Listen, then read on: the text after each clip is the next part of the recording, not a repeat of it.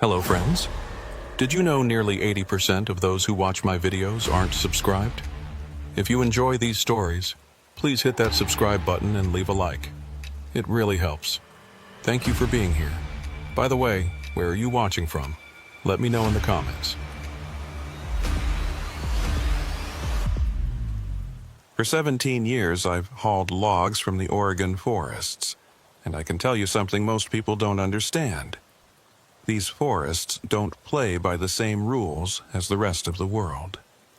Douglas firs grow so thick in some valleys that your headlights vanish as if they never existed. Fog rolls in from the Pacific and settles into the hollows, so thick you can almost touch it. And the roads, God, the roads. They wind through terrain that hasn't changed much since the Ice Age, following paths that loggers carved out a century ago with nothing but axes and mules. My name is Rick Holloway, and I drive for Cascade Timber out of Eugene. I've been with the company since 2008, back when diesel was cheap and you could live a decent life without wearing yourself out.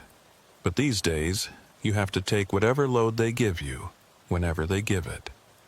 So on a Tuesday night in October at 11:30 p.m., I was driving east on Highway 58 toward the Willamette National Forest in an empty truck.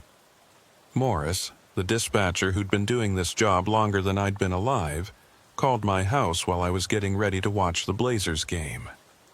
"Rick," he said, his voice crackling over the phone's speaker, "I need you to do me a favor, a big favor." I muted the TV. Morris never called after hours unless it was important. "What's going on?" "We've got a situation up at the Rigdon camp. They finished cutting a section ahead of schedule, and the logs need to be out by tomorrow morning. Environmental inspectors are coming through, and if those trees are still on the ground when they show up, we're looking at fines that could shut down the whole operation for a month." "Tonight?" I looked at the clock on my wall. "Morris, it's almost midnight." "I know what time it is. Look, I've got nobody else. Patterson's truck threw a rod this morning.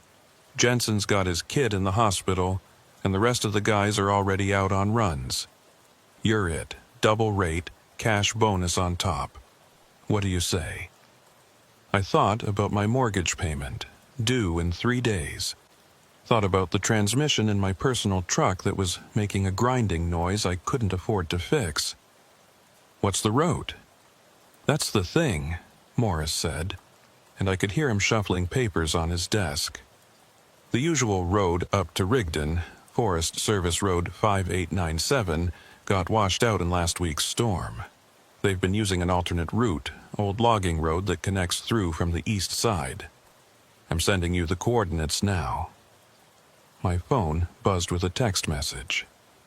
I opened it and saw a pin dropped on a map, way up in the mountains, surrounded by nothing but green. I don't recognize this road. It's old, from the 60s or 70s. Hasn't been used much in recent years, but the crew up there says it's in decent shape. Rough in places, but passable. You'll manage. I should have said no right then. Should have told Morris to find somebody else, or to wait until morning, or to eat the fines. But I didn't. I needed the money. And besides, I'd driven just about every logging road in the Cascades at one point or another. How bad could it be? "All right," I said. "I'm in. Attaboy. Get up there, load out, and bring those logs down to the mill in Oak Ridge. Whole thing shouldn't take you more than 6-7 hours. You'll be home before breakfast." I hung up, grabbed my thermos and my gear bag, and headed out to where my Kenworth was parked in the driveway. The night was clear and cold. Stars scattered across the sky like someone had spilled salt on black velvet. No moon, though. That should have been another sign. The drive from my place in Springfield to the foothills took about 45 minutes. I knew this part of the route by heart. Highway 58 winding up through the mountains, past Lookout Point Lake, into the National Forest. This time of night, there was almost no traffic. Just me and the deer that would occasionally dart across the road, their eyes flashing green in my headlights before they disappeared back into the trees. I pulled off at milepost 37, where Morris had told me the turnoff would be. It took me a few minutes to find it. Just a gap in the trees with a faded wooden post that might have once held a sign. The post was weathered gray, covered in moss, and the only reason I spotted it at all was because I was looking for it. The road itself was barely wider than my truck. Gravel and dirt, with grass growing up the middle where vehicles didn't usually drive. The trees pressed in close on both sides, their branches forming a tunnel overhead. I shifted down, turned on my work lights, and nosed the Kenworth into the darkness. The GPS on my dash showed the route Morris had sent me, a thin gray line snaking up into the mountains. But it also showed something else. According to the satellite map, there was no road here, just solid green forest. I figured it was old data. These maps didn't always show the logging roads, especially the ones that predated satellite imaging. I drove for about 20 minutes, climbing steadily. The road was rough, full of potholes and washouts that I had to navigate carefully, even with the empty flatbed. Twice, I had to stop and back up to get a better angle around a tight switchback. The trees kept getting thicker, bigger. Old-growth firs and cedars that had been here since before anyone thought to cut them down. That's when I noticed the first strange thing. Up ahead, caught in my headlights, was a piece of equipment I recognized. An old yarder, one of those massive machines they used to use to drag logs out of the forest. It was ancient, probably from the 50s, sitting rusted and half collapsed about 20 feet off the road. The cables were still attached, disappearing up into the trees like the tentacles of some mechanical octopus. I slowed down as I passed it. The operator's cab was empty, the windows broken out, moss growing over everything. There was something written on the side in faded paint, but I couldn't make it out. What struck me as odd was the location. Why would they have left a yarder this far up a road that was supposedly still in use? Usually, when they abandoned equipment, it was because the road had been decommissioned. I shook off the uneasy feeling and kept driving. The road climbed higher, the air getting colder. I could see my breath fogging up the windshield, and I cranked the heat up another notch. The radio had lost its signal miles back, leaving me with nothing but the rumble of the diesel engine and the crunch of gravel under my tires. Another 15 minutes, and I saw the second thing that bothered me. In the trees to my right, illuminated briefly by my passing headlights, was a building, or what was left of one. A small cabin, maybe an old Forest Service outpost, completely collapsed in on itself. The roof had caved in, and saplings were growing up through the floor, but what caught my attention was the door. It was standing wide open, hanging from one hinge, and in the moment my lights swept across it, I could swear I saw movement inside. I hit the brakes without thinking about it, the truck lurching to a stop. I sat there for a minute, engine idling, staring at the ruin. Nothing moved. No lights, no sounds except the wind in the trees. I told myself it was probably an animal, a raccoon or a deer that had taken shelter in the wreckage. But I didn't believe it. I put the truck back in gear and kept going, checking my mirrors more frequently now. The GPS said I was still on the right route, still heading toward the coordinates Morris had given me. But the road kept getting narrower, the trees kept pressing closer, and I hadn't seen any other tire tracks since I'd turned off the highway. The third thing I noticed was the smell. Even with my windows up and the vents closed, I could smell it seeping into the cab. The scent of wood smoke, old and stale, like someone had built a fire weeks ago and it had never quite gone out. There was no source I could identify, no campfire or chimney, just that persistent smell of burning. I checked the dashboard. The truck's temperature was fine, no warning lights, nothing overheating, but the smell kept getting stronger. At 1:47 a.m., according to the clock on my dash, I came around a bend and saw something that made my hands tighten on the wheel.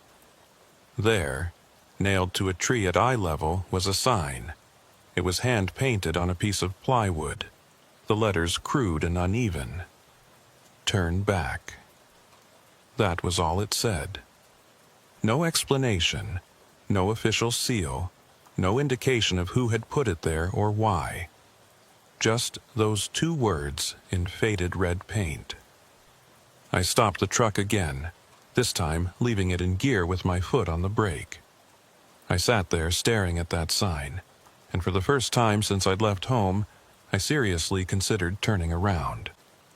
The road behind me was barely wide enough to turn around in, but I could probably manage it if I took my time. Back down to the highway, back to my house, call Morris in the morning and tell him I couldn't find the road. But then I thought about the money. The double rate, the cash bonus, the mortgage payment, the transmission.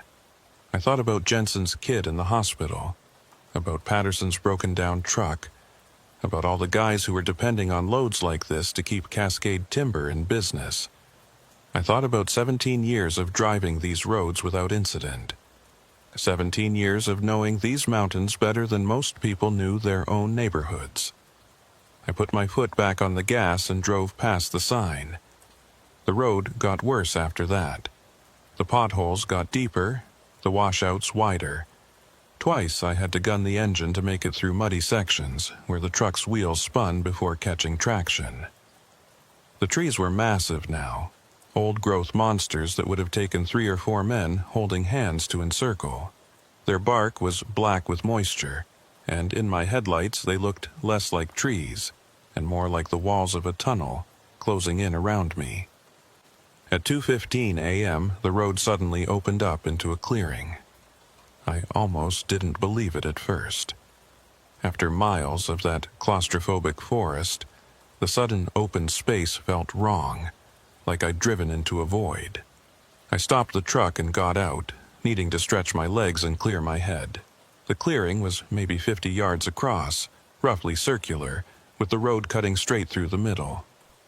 The ground was covered in gravel and packed earth, and in the center there was a fire ring made of stones.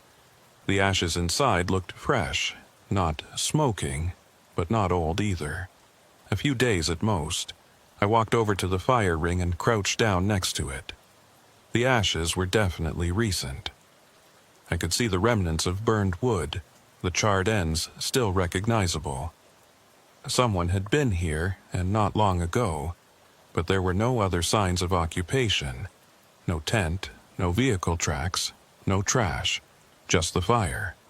I stood up and looked around the clearing. That's when I saw them. At the edge of the clearing, right where the trees started again, there were markers.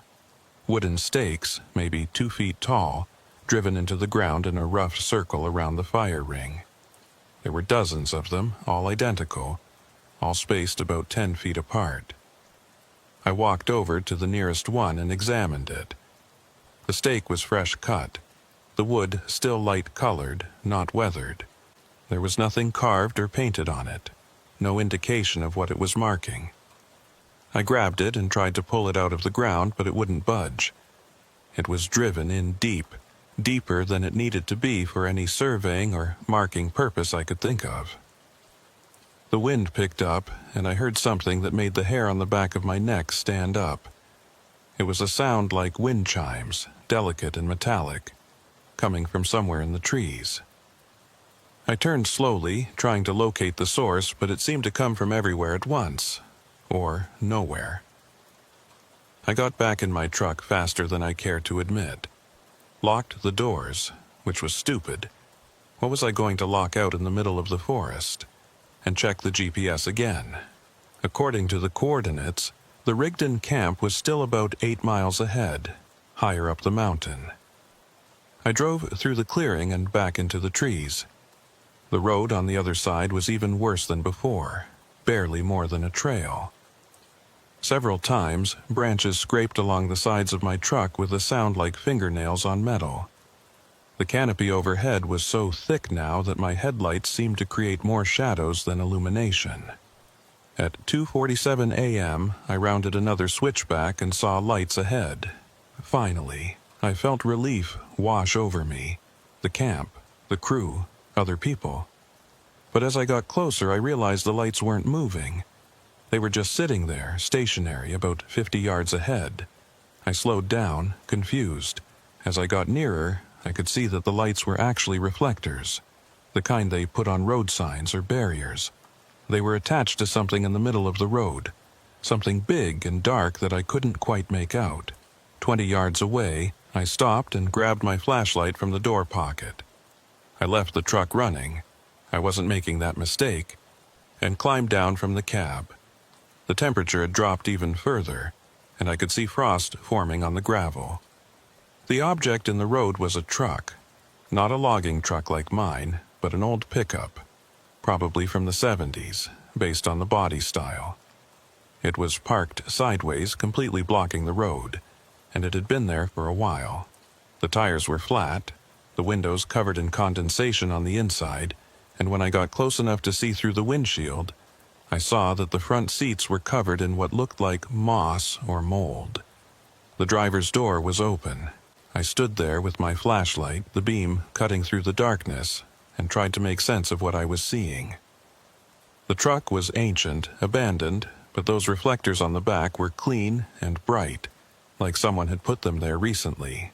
Why would anyone do that? I walked around to the open door and shined my light inside. The interior was gutted, seats torn up, dashboard cracked and peeling, steering wheel missing. But on the passenger seat, sitting in the middle of all that decay, was a map.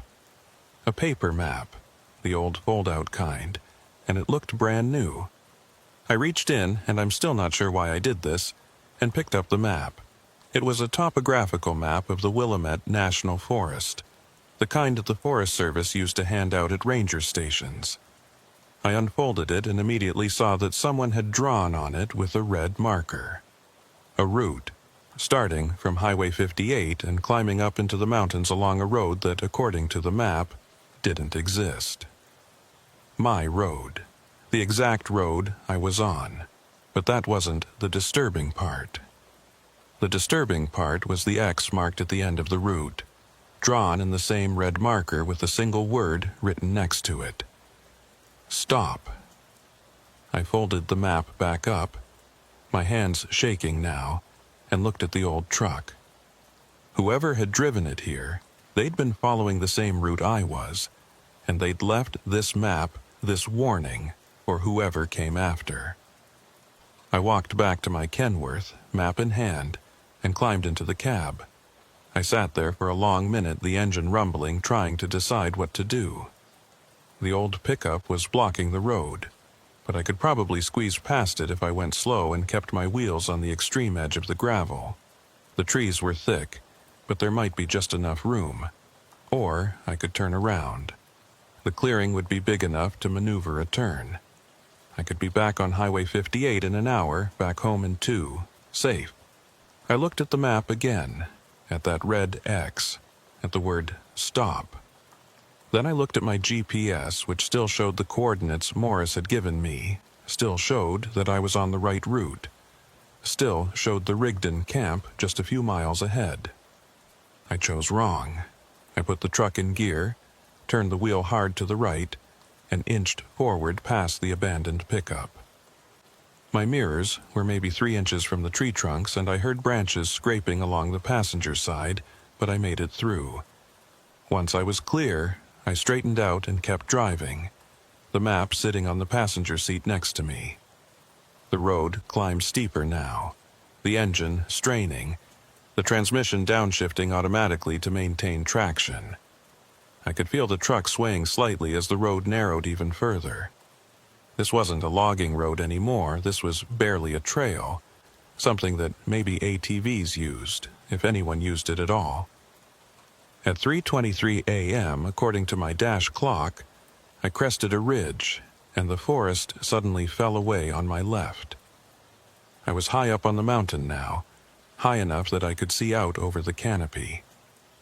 Below me, stretching for miles in every direction, was an ocean of trees, dark and endless. No lights anywhere, no sign of civilization, just forest. I looked to my right, where the mountain rose up, and that's when I saw it. Cut into the hillside, barely visible in my headlights, was a structure. Not a cabin this time, but something else. It looked like the entrance to a mine, an arched opening framed with timber, disappearing into the mountain. I stopped the truck and stared at it. There was no reason for a mine to be up here.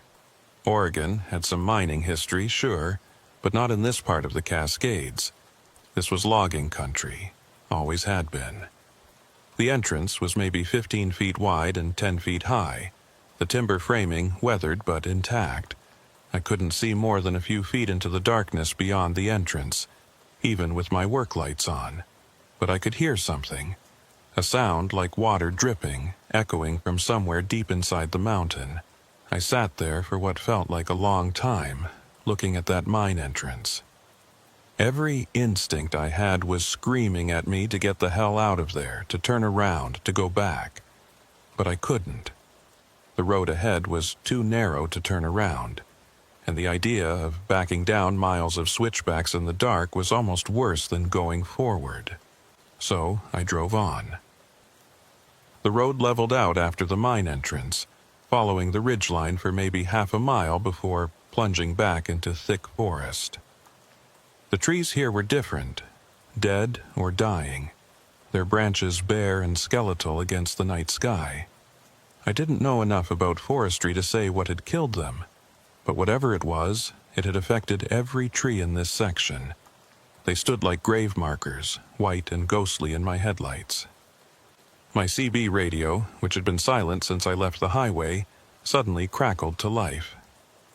Static at first, then something that might have been a voice too distorted to make out words. I grabbed the handset. "This is Cascade 23. Anybody copy?" My voice sounded strange in the cab. Too loud, too desperate. More static. Then, clearer this time, I heard, "Turn around." My blood went cold. "Say again, you're breaking up." "Not supposed to be." "Turn around." "Who is this?" "Morris, is that you?" The static changed pitch, became almost a whine, and then the radio went dead. I tried it several more times, cycling through all the channels, but got nothing, not even static. It was like the radio had just stopped working entirely. I checked my cell phone. No signal, which wasn't surprising this deep in the mountains, but what was surprising was that the GPS had frozen. The screen showed my position as a blue dot on a gray blank space. No roads, no topography, nothing. The coordinates were still there, the destination Morris had given me, but they seemed impossibly far away now, like they were receding as I drove toward them. The temperature inside the cab kept dropping despite the heater running full blast. I could see my breath now, and the windows were starting to fog up from the inside. I cranked the defroster, but it didn't seem to help much. At 3:51 a.m., I came around a curve and almost drove straight into a washout. The road just ended. A section, maybe 20 feet across, had collapsed down the mountainside, leaving a gap that my truck could never cross. I hit the brakes hard. The cab, lurching forward, stopped with my front bumper about 3 feet from the edge. I sat there breathing hard, hands gripping the wheel so tight my knuckles were white. This was it, the end of the road. I'd have to back out somehow, all the way back to a place wide enough to turn around. Then I saw the tire tracks. They went right up to the edge of the washout and then continued on the other side. Fresh tracks, recent, made by something big, another semi from the look of it. The tracks were so fresh I could see where individual stones had been disturbed, turned over to show their wet undersides. I got out of the truck and walked to the edge of the washout, my flashlight beam cutting through the darkness. The gap was maybe 15 feet across, but it wasn't just a gap. It was a complete collapse. The road surface gone, leaving a steep drop down the mountainside, maybe 40, 50 feet down to where I could see broken trees and disturbed earth. But on the other side, the road continued, and those tire tracks led away into the forest. I walked the perimeter of the washout, looking for any way across. There wasn't one. The edges were unstable, loose gravel and dirt that shifted when I stepped on it. Even if I'd had a bridge, which I didn't, I wouldn't have trusted the ground on either side to support the weight of my truck. Yet someone had crossed. Recently. I stood there trying to work it out. Maybe the tracks were old from before the washout, but they looked fresh, and besides, the washout itself looked recent. I could still see raw earth, not yet weathered by rain. Maybe there had been another route, a bypass I'd missed. But I'd been watching carefully, and I hadn't seen any turnoffs. I walked back to my truck and sat in the cab, leaving the door open, trying to think. The radio crackled again, making me jump. They don't want you there. I grabbed the handset. Who is this? What are you talking about? The road knows. Turn back while you can. Listen to me, I said, my voice cracking. I'm stuck up here. There's a washout. I need help getting down. The voice came back, clearer now, and I realized with a shock that it was a woman's voice. There is no washout, Rick. There never was. You're seeing what it wants you to see. How did she know my name? Who are you? How do you know who I am? I drove this road, the voice said, and now I could hear something in it. Fear, or maybe sadness. 3 years ago, they told me the same thing you were told. A camp that needed servicing, an alternate route, good money. I got as far as the mine before I turned around. How are you on my CB? Where are you? I'm not anywhere, she said, and the static was building again, drowning out her words. I tried to warn the next one, and the next one, but they never listen. They never turn back. Please, Rick, please turn back. Don't go to the camp. There is no camp. There never was. Wait, I shouted into the handset. What happened to you? Are you okay? But there was only static now, and then silence. I tried calling out several more times, but got no response. The radio was dead again. I sat there in the open door of my truck, the night air freezing, my mind racing. This didn't make sense. None of it made sense. Morris had given me coordinates, a destination. There had to be a camp up here, had to be logs to haul. This was a job, a real job, not some kind of hallucination. But that voice, she'd known my name. She'd known about the road. I pulled out my cell phone and tried calling Morris, even though I knew there was no signal. The screen lit up, showing 0 bars, but then something strange happened. A text message appeared, even though there was no signal to receive it. It was from a number I didn't recognize. The message said, "Turn back now." I stared at it, my hands shaking. Then another message appeared, from the same number. "They are watching." I looked up, out through the windshield into the forest. The dead trees stood silent and still. Nothing moved, but I had the overwhelming sensation of being observed, of eyes on me from every direction. A third message. "The camp is not what you think." I thumbed through my phone, looking for the message Morris had sent me with the coordinates. It was still there, but when I tapped on it, the pin on the map shifted. It moved north, maybe half a mile, to a location that wasn't on any road, wasn't near anything, just a point in the middle of dense forest. I watched, horrified, as the pin moved again, this time south, then east. It was wandering around the map like it couldn't decide where it wanted to be, like the destination itself was uncertain. Then my phone went dark. Completely dark. It didn't shut down, didn't show a low battery warning, it just went black, and when I tried to turn it back on, nothing happened. I sat in the silence for a long moment. Then I got out of the truck, walked around to the back, and checked my load, or lack of load. The empty flatbed sat there, waiting for logs that I was beginning to think didn't exist. When I walked back to the front of the truck, I noticed something I hadn't seen before. On the ground, maybe 10 feet in front of the washout, there was something dark. I walked over to it, flashlight in hand. It was a stain. A dark, reddish-brown stain, soaked into the gravel and dirt. It was roughly circular, maybe 3 feet across, and when I crouched down and looked closer, I could see that it had soaked deep into the ground. This wasn't recent. This had been here for a while, maybe months or years. But fresh tire tracks ran right through it. I stood up quickly and backed away, my heart hammering. I walked back to the edge of the washout and shined my light down into the gap. In the beam of my flashlight, I could see something at the bottom of the slope.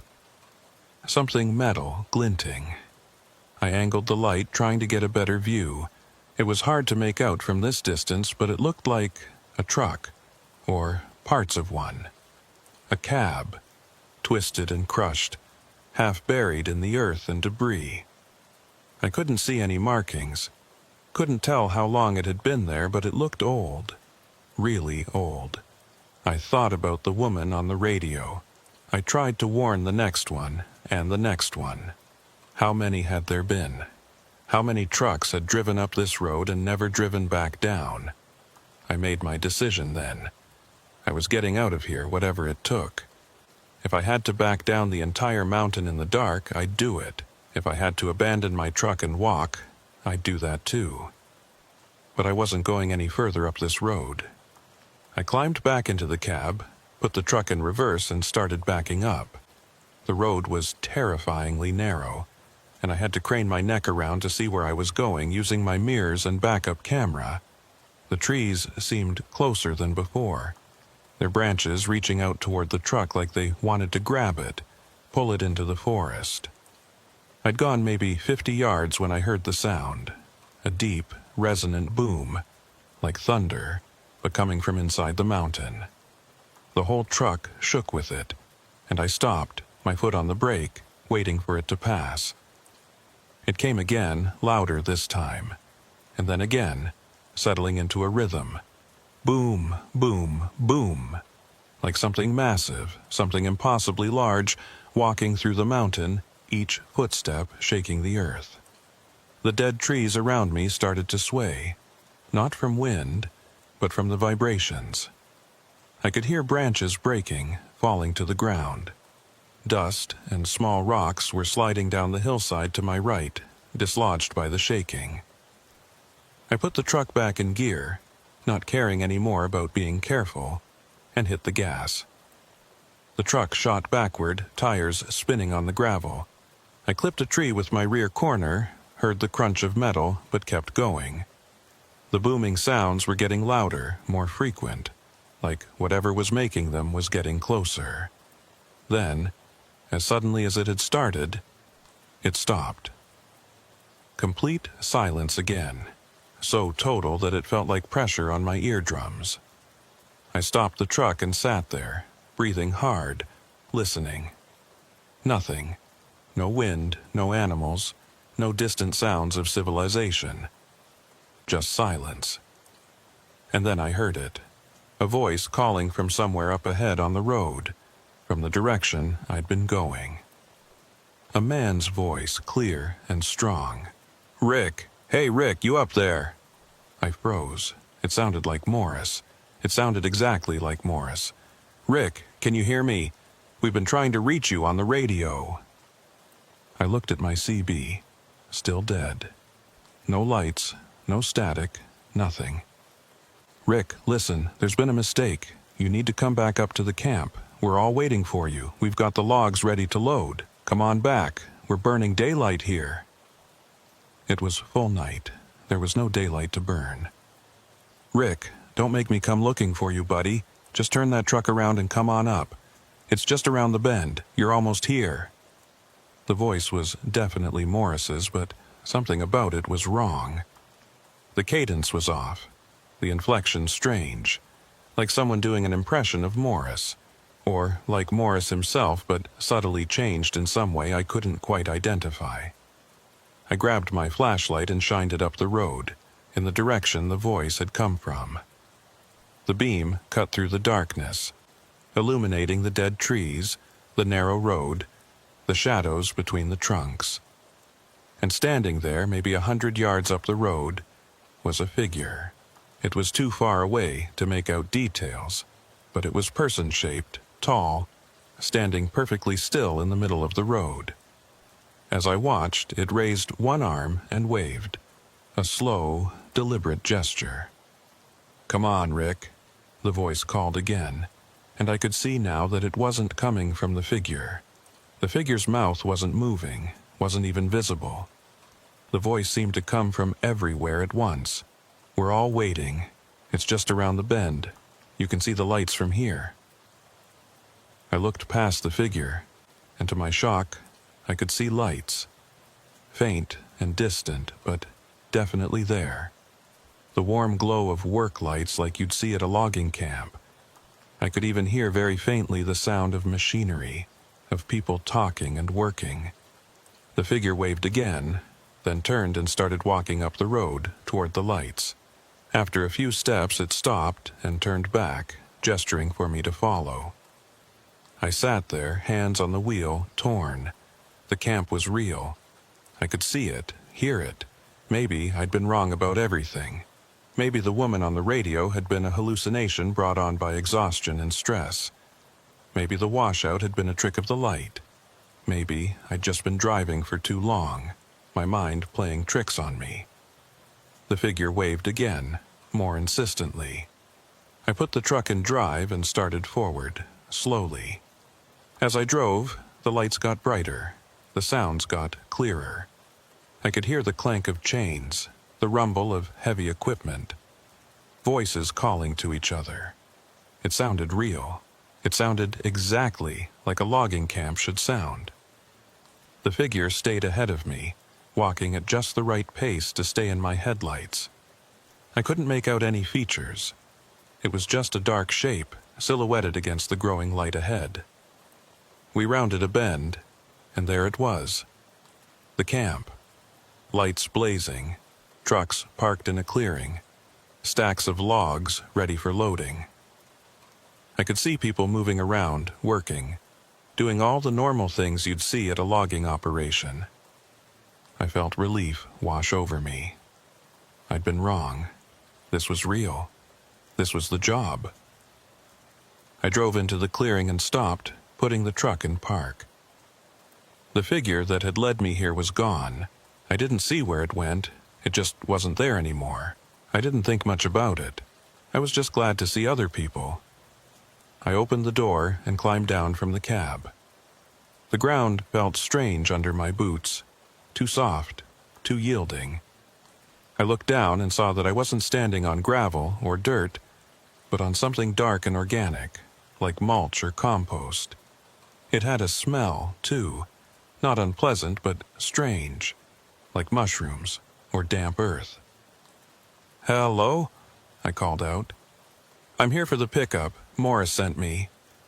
The workers didn't respond. They kept moving, kept working, but none of them looked at me. I walked closer to the nearest one, a big guy in a flannel shirt and suspenders, loading logs onto a truck with a winch. "Excuse me," I said. "Can you tell me who's in charge here?" The man didn't turn around, didn't acknowledge me at all, just kept working. His movements mechanical, repetitive. I reached out and touched his shoulder, and that's when everything changed. The moment my hand made contact, the man went completely still. Then, slowly, he turned his head to look at me. Where his face should have been, there was nothing. Not a blank space, not a blur, nothing. An absence, a void, like looking into a hole in the world. I stumbled backward, and that's when I realized that all the workers had stopped. They were all turning to look at me, all of them faceless, all of them perfectly silent. The lights started to flicker. The sounds of machinery and voices began to distort, stretching out, slowing down like a record player winding down. The logs on the ground started to sink into that dark, organic soil, disappearing inch by inch. I ran. I didn't think, didn't plan, just turned and ran back to my truck. Behind me, I could hear movement, the sound of many feet on soft ground, all moving in the same direction. Toward me. I reached my truck, yanked the door open, and threw myself into the cab. Slammed the door, locked it, turned the key. The engine caught immediately, thank God, and I threw it into reverse, backing out of that clearing as fast as I dared. In my mirrors, I could see them. The faceless workers, standing in a line at the edge of the clearing, watching me go. As the lights from the camp flickered and died, they faded with them, becoming shadows, then nothing. I kept backing up until I found a wide enough spot to turn around. Then I pointed the nose of my Kenworth downhill and drove, faster than I should have, not caring about the rough road or the narrow clearances. I just needed to get away from that place, away from those things, away from that road. I drove hard for what felt like hours, but was probably only 30 or 40 minutes, the truck bouncing and lurching over the rough road. My headlights swept across the dead trees, the narrow track, the shadows between the trunks. I kept expecting to see that washout, the one that had made me turn back in the first place, but it never appeared. The road was continuous, damaged and rough, but passable. I should have recognized that as another bad sign, but I was too focused on getting down to think clearly. At some point, I couldn't tell you exactly when, the dead trees gave way to living ones again. The change was sudden, like passing through a curtain. One moment I was driving through that skeletal forest, the next I was back among the Douglas firs and cedars, their branches full and green even in the darkness. I checked the GPS. Still frozen, still showing me as a blue dot in gray space. I checked my phone. Still dead. The CB radio was silent, not even static. But I was descending, I could feel that much. The road was dropping in elevation, winding down the mountain the same way it had wound up. I just had to keep going, keep following it down, and eventually I'd hit the highway again. I'd be safe. That's what I told myself. At 4:47 a.m., according to my dash clock, I passed the clearing with the fire ring. I recognized it immediately. The circular open space, the stones arranged in the center, the wooden stakes around the perimeter. But something was different. The fire was burning now, flames leaping up into the night, casting dancing shadows across the gravel.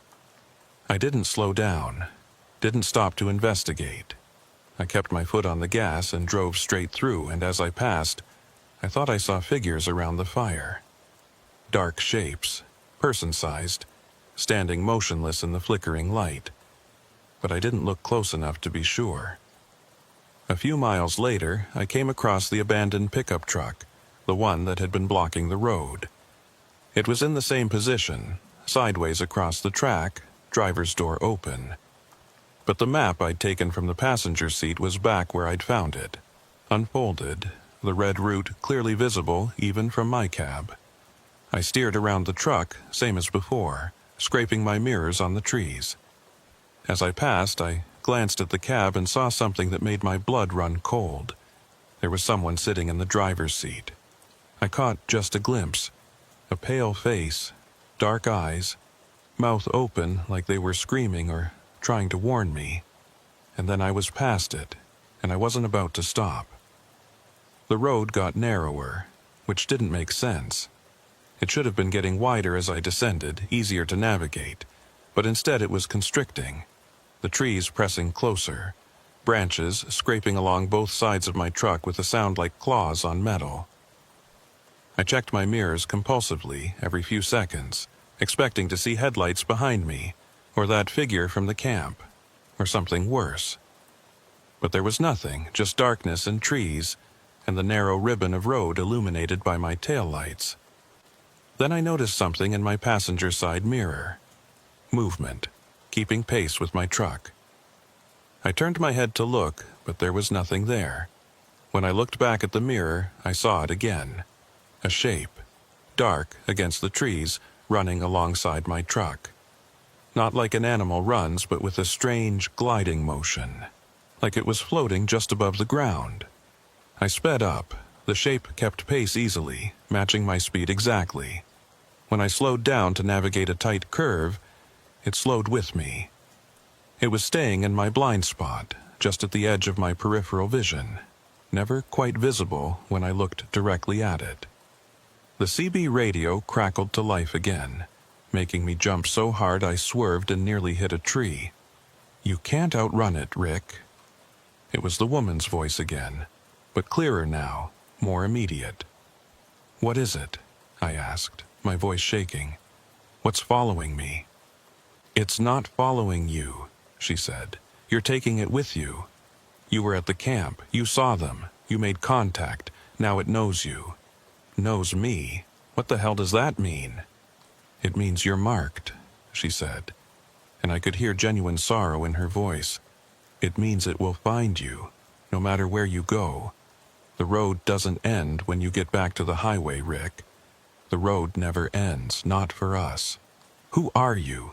I demanded. "Tell me who you are." There was a long pause, filled with static. Then, "My name was Jennifer Marsh. I drove for Timber Ridge Logistics out of Bend. 3 years ago, I took a night run up to a camp that didn't exist. They told me I'd be home before breakfast." Are you still up here? Somewhere on this mountain?" "I don't know where I am," she said, and her voice was fading now, the static building. "I got off the mountain, made it back to the highway, drove all the way home. But the road came with me. It's in my house now, Rick. It's in my mirrors. It's in every dark hallway, every closed door. I can't escape it. None of us can." "There are others? So many others," she whispered. "We all made the same mistake. We all went to the camp. And now we're all on the road. Forever." The radio went dead again. I was shaking so hard I could barely keep the truck steady.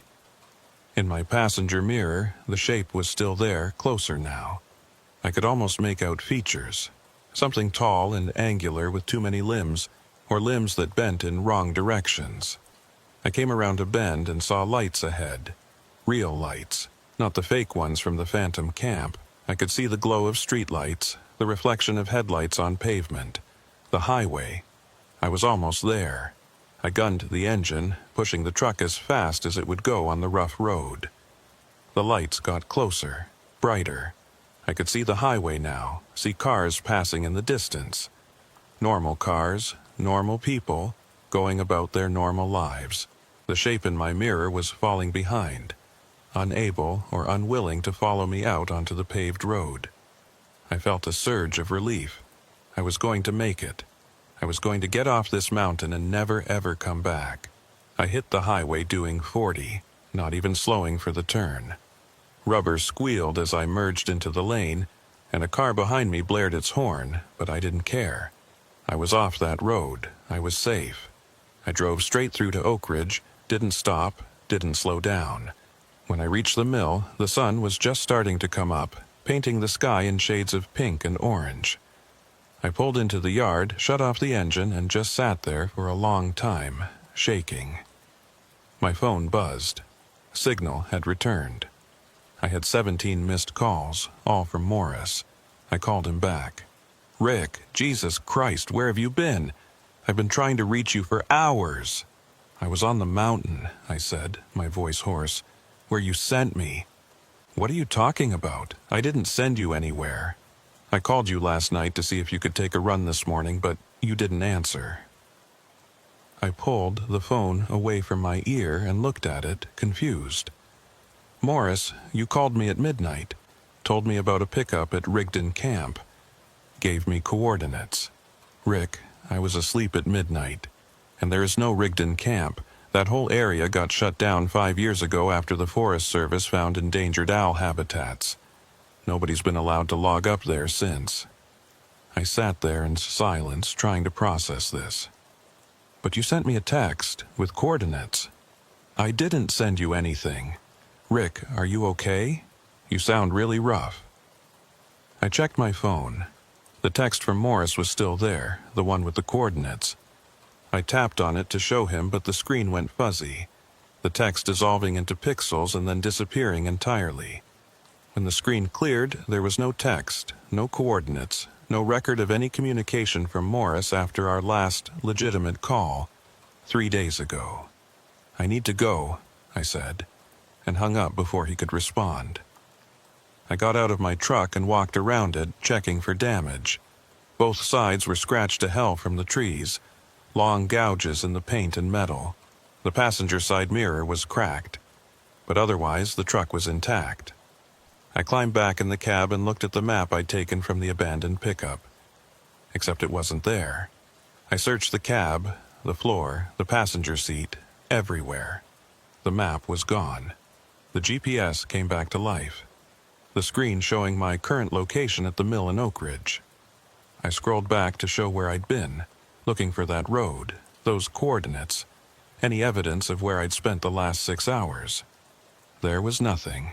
According to the GPS, I'd driven straight from my house to the mill. No stops, no detours. Like that road had never existed. I reported the truck damage to Cascade's maintenance department. Told them I'd scraped against some trees on a narrow Forest Service road. They grumbled about it, but didn't ask too many questions. I took the next 3 days off, told Morris I was sick. He didn't push. For a while, I thought I'd made it. I thought I'd escaped. The road didn't come home with me. My mirrors showed only what they were supposed to show. The hallways in my house stayed exactly the length they'd always been. I started to convince myself that it had all been a hallucination, a stress-induced breakdown, maybe carbon monoxide poisoning from a leak in the truck's exhaust system. But then, 2 weeks later, I got a call from a number I didn't recognize. I answered and heard static, and then that voice, Jennifer Marsh's voice. "It's patient, Rick," she said. "It doesn't rush. It waits for you to forget, to let your guard down. And then it comes back, the road comes back." "Leave me alone," I said. "I'm done with this, it's over." "It's never over," she said. "Check your GPS." I pulled out my phone and opened the GPS app. There, saved in my destinations, was a pin, a location deep in the Willamette National Forest far from any paved road. The same coordinates Morris had supposedly sent me that night. I deleted it. Immediately, it reappeared. I deleted it again. It came back. I deleted it 20 times, and every time it returned. I threw my phone across the room. It hit the wall and the screen cracked, but when I picked it up later, the coordinates were still there, still waiting. That was 6 months ago. I still drive for Cascade Timber. Still take runs through the Cascades, still haul logs down from the mountains, but I don't take night runs anymore. I tell Morris I've got insomnia, that I need to drive during the day to stay alert. He grumbles, but he gives me the daytime routes. It doesn't matter, though. The road finds me anyway. Sometimes, when I'm driving a perfectly normal road, a road I've driven 100 times before, I'll see a turnoff that wasn't there before. A gap in the trees, a faded wooden post, gravel and dirt disappearing into the forest. I don't take these turnoffs. I keep driving, eyes straight ahead, pretending I don't see them. But they're there. They're always there. My CB radio still picks up voices sometimes. Jennifer Marsh mostly, though sometimes I hear others. Men and women I don't know, with stories like mine. All of them trapped on roads that don't exist. They all want to warn me, to tell me to turn back, but there's nowhere to turn back from. The road is everywhere now. I've tried to find Jennifer, looked up Timber Ridge Logistics, found that they went out of business 2 years ago. I tracked down some of their old drivers, asked if anyone remembered her. One guy did, said she'd disappeared on a run 3 years back, her and her truck both. They found the truck a week later, parked at a rest stop outside of Bend, empty, keys still in the ignition. They never found Jennifer. I asked if there had been others. Drivers who'd disappeared or come back different. He gave me a strange look and told me there had been a few over the years. Drivers who'd taken night runs to remote camps and never quite made it back, even when their trucks did. He said the company stopped sending people to certain parts of the forest after a while. Too many incidents, too many questions. I think about Morris's call sometimes, the one that probably never happened. I think about how real it seemed, how I never questioned it, how I just took the job and went. I wonder if that's how it works. If the road doesn't pull you in with force, but with familiarity, with the routine of the job, the promise of money, the simple human desire to help out when someone asks. I wonder how many other drivers got the same call. How many of them took the same route I did? How many of them are still up there, driving roads that shift and change, looking for camps that dissolve when you get too close? Last week, I saw the old pickup truck. Not on the mountain, not on some forgotten logging road, but on Highway 58, parked at a scenic overlook. Same truck, same faded paint, same passenger door hanging open. I almost stopped, almost walked over to check if that map was still on the seat. But I kept driving, and when I checked my rearview mirror, the truck was gone. The coordinates are still on my phone. I've tried everything. Factory reset, new SIM card, new phone entirely. Doesn't matter. They always come back. Sometimes they move. Shifting a few miles north or south or east, like the destination is searching for something. Or like it's waiting for me to finally give in and follow them. I dream about that road sometimes. The dead trees, the fire ring, the mine entrance carved into the mountain. I dream about the camp that wasn't a camp. About the faceless workers loading logs that weren't real. I dream about what's in that mine, what's making those booming sounds deep in the mountain. I dream about what would have happened if I'd kept driving, if I'd gone past the camp, further up the mountain to wherever the road actually leads. I don't think I want to know. But here's the thing that keeps me awake at night. I look at the other drivers sometimes, the ones I see at the truck stops and the mills, the ones who look just a little too tired, a little too jumpy, checking their mirrors a little too often. And I wonder how many of them have been on that road. How many of them have their own coordinates that won't delete. Their own voices on the CB warning them to turn back. How many of us are there driving in circles trying to stay off a road that's already inside us? Last night I got a text from Morris. A real one this time, I think. It said they need someone to take a night run up to the Willamette. Some kind of emergency pickup, double pay. I deleted it, but my fingers hovered over the keyboard, thinking about the money, thinking about how I could really use it, thinking about how it would only take a few hours. That's how it gets you. That's how it always gets you. I didn't respond to Morris. I turned off my phone and went to bed.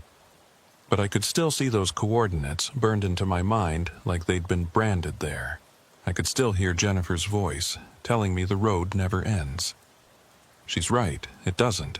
I drive every day, hauling logs down from the mountains, and every day I pass those turnoffs, those gaps in the trees, those faded wooden posts, and every day I don't take them. But someday I will. I can feel it.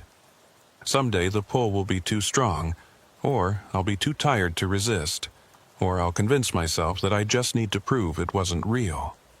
And when that day comes, I'll turn off the highway and onto that road, and I'll drive up into the mountains where the trees are too thick and the fog is too heavy and the silence is too complete. And I won't come back. Not really. Oh, I might make it down the mountain, might even make it home. But the road will come with me, the way it came with Jennifer, the way it comes with all of us. It'll be in my mirrors, in my hallways, in every dark corner and closed door. It'll be waiting for me every time I close my eyes, every time I get behind the wheel. The road is patient. It knows I'm marked, and sooner or later, marked or not, we all end up exactly where we're supposed to be. I just hope I remember to warn the next one.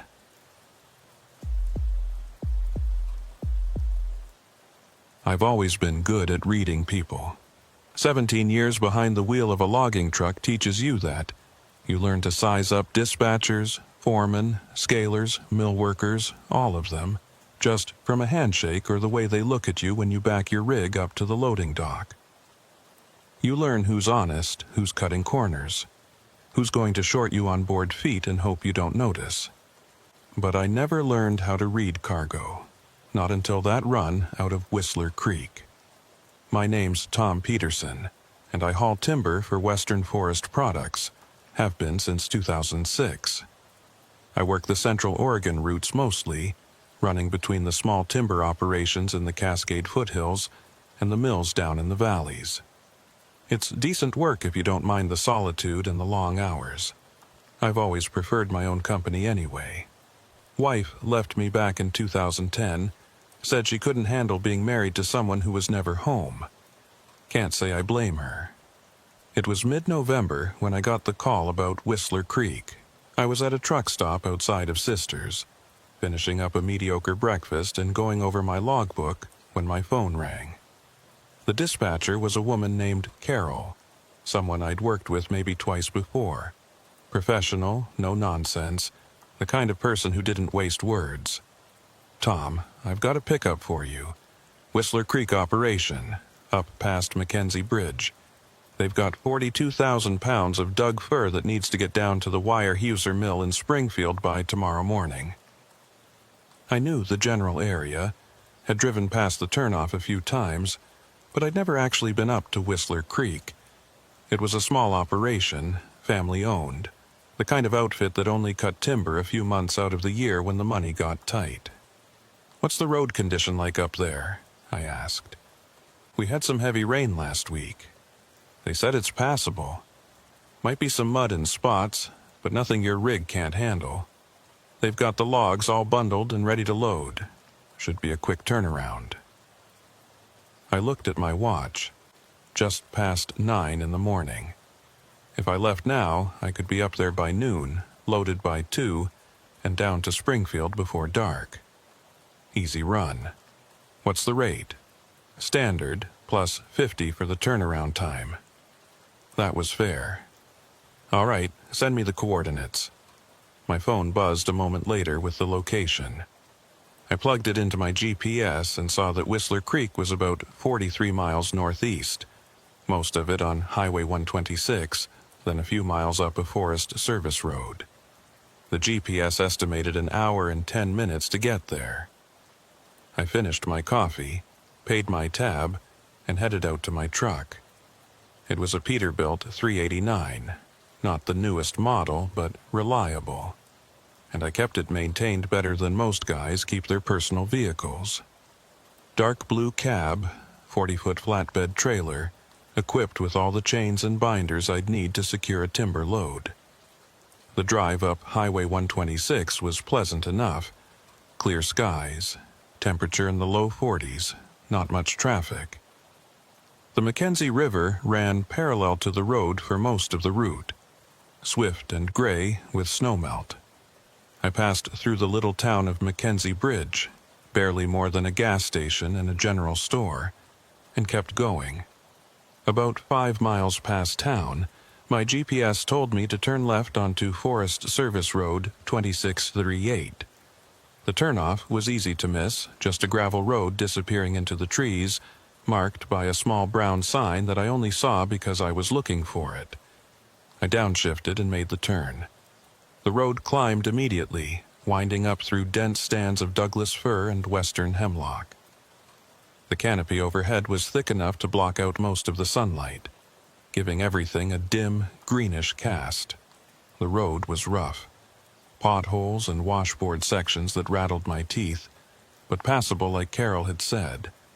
I drove for about 20 minutes, climbing steadily, before I saw the first sign that something was off.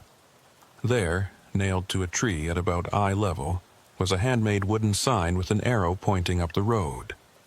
The word painted on it, in crude black letters, was simple: Whistler. Nothing unusual about that except that the paint looked fresh. Really fresh. Like someone had just put it up that morning. And the wood itself was new, not weathered like you'd expect from something that had been out in the elements. I kept driving. A quarter-mile further there was another sign, identical to the first. Fresh paint, new wood, arrow pointing forward. Then another one after that, and another. They were spaced at regular intervals, maybe every 100 yards, like someone was really anxious to make sure I didn't miss the turn. The thing was, there were no other roads. No turnoffs, no forks, nothing. Just this one gravel track climbing up through the forest. The signs were marking a route that couldn't be missed even if you tried. I told myself it was nothing. Maybe the Whistler Creek crew had put them up recently because they had drivers getting lost. Maybe they'd just painted over old signs. There were a dozen logical explanations. But it bothered me anyway. At 11:43 a.m., according to my dashboard clock, I came around a bend and saw the operation. It wasn't much, just a cleared area maybe 2 acres in size, with a small trailer that served as an office, a couple of pieces of equipment parked off to the side, and 3 large bundles of logs laid out and ready for loading. What struck me immediately was how quiet it was. No sounds of saws or machinery, no workers moving around, no trucks except mine. Just silence, and those 3 bundles of logs sitting there in the clearing. I pulled my rig up next to the bundles and killed the engine. Sat there for a minute, looking around. The trailer's door was closed, no lights on inside that I could see. The equipment, a skidder and an old excavator, looked like they hadn't been used in days. There was no fresh sawdust, no diesel smell in the air, none of the normal signs of an active logging site. I climbed down from the cab and walked over to the trailer. The steps up to the door were slick with moisture, and when I knocked, the whole structure shook slightly, cheap and temporary. No answer. I knocked again, harder this time. "Hello? Anybody here? I'm with Western Forest Products here for the pickup." Nothing. Not even the sound of movement inside. I tried the door handle. Locked. I cupped my hands against the window and peered inside, but the glass was too dirty to see through clearly. I could make out shapes, a desk, some chairs, filing cabinets, but no people. This was strange, but not unprecedented. Sometimes the crew would finish a cut, bundle the logs, and then head back to town, leaving the pickup for later. They'd been expecting me after all. The logs were here, ready to go. Maybe they'd just decided not to wait around. I walked over to the first bundle to inspect it. The logs looked good. Clean, straight-dug fir, ranging from about 24 to 36 inches in diameter. They were properly bundled with steel cables, the ends marked with orange paint to show they'd been scaled. Everything looked legitimate. I did a walk around of all 3 bundles, checking for rot or damage, making sure the cables were secure. It all looked fine. 42,000 pounds, Carol had said, and from what I could see that seemed about right. The only odd thing, and it was a small thing, probably nothing, was the smell. The logs had a scent to them, which wasn't unusual. Fresh-cut timber always smells like the tree it came from. But this smell was different. Sharper, almost medicinal, like eucalyptus or camphor. I'd never smelled anything quite like it from dug fir before. I walked back to my truck and grabbed my loading gear.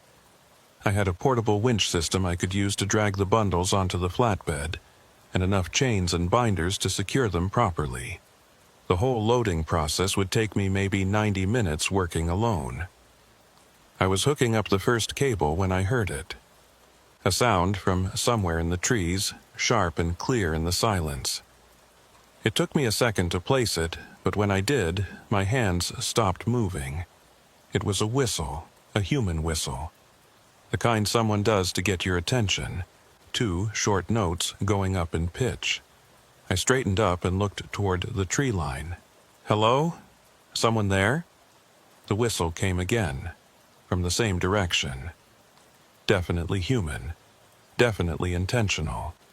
But I couldn't see anyone. The forest was too thick, the shadows too deep. "I'm here for the pickup," I called out. "If you're from the Whistler Creek crew, I could use a hand loading." No response this time. Just silence, and then, faintly, I heard footsteps. Someone walking through the underbrush, moving parallel to the clearing.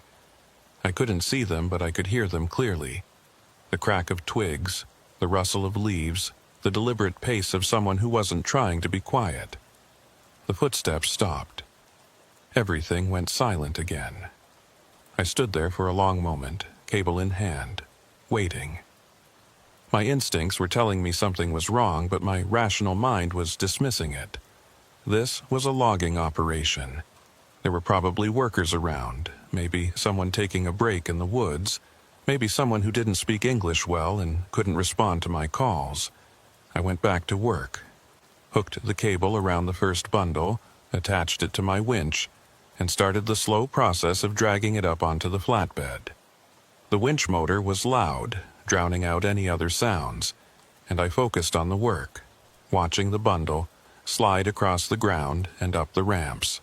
It took about 40 minutes to get the first bundle loaded and secured. I took a water break, leaning against the side of my truck, and that's when I noticed the tire tracks. They were fresh, pressed into the soft earth at the edge of the clearing. Deep tracks, like something heavy had rolled through recently. But they didn't match any of the equipment I could see. They weren't from the skidder or the excavator, and they were too wide to be from a pickup truck. They looked like they came from a semi, a logging truck maybe, with a full load. But there were no other trucks here, just mine. I followed the tracks with my eyes and saw that they led away from the clearing, back down a different road than the one I'd come up on. I hadn't noticed this road before. It was barely visible, just a gap in the trees, overgrown and little used.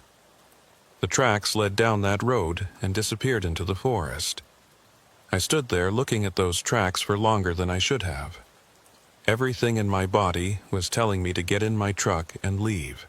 Don't load the other 2 bundles, don't wait around, just go. But I'd already loaded 1 bundle. I'd already committed. And besides, I needed the money. Bills don't pay themselves, and work isn't always easy to come by. I loaded the second bundle. It went quicker this time, now that I had the rhythm down. I was securing the chains when I heard the whistle again, but this time it was closer. Much closer. Maybe 20 yards away, just inside the tree line to my left. I stopped what I was doing and turned to look. "Hey, I can hear you. If you've got something to say, come out here and say it." The whistle came again, and this time I was certain. It was coming from inside the trees, from a spot where I could see there was nothing but shadows and ferns. No person, no movement, nothing. "This isn't funny," I said, though I wasn't sure who I was talking to. I finished securing the second bundle and moved on to the third. The sun was starting to drop toward the western horizon, and the clearing was getting darker, the shadows from the trees stretching longer. I wanted to be done and gone before full dark. As I was winching up the third bundle, my phone rang. I almost didn't hear it over the sound of the motor, but I felt it buzzing in my pocket. I stopped the winch and pulled out the phone. It was Carol, the dispatcher. "Tom, where are you?" The mill called, asking about that Whistler Creek load. I checked my watch, 2:17 p.m. "I'm still up at the site, just finishing the loading now. I'll be on the road in 20 minutes. There was a pause on the other end. "Tom, what site are you talking about?"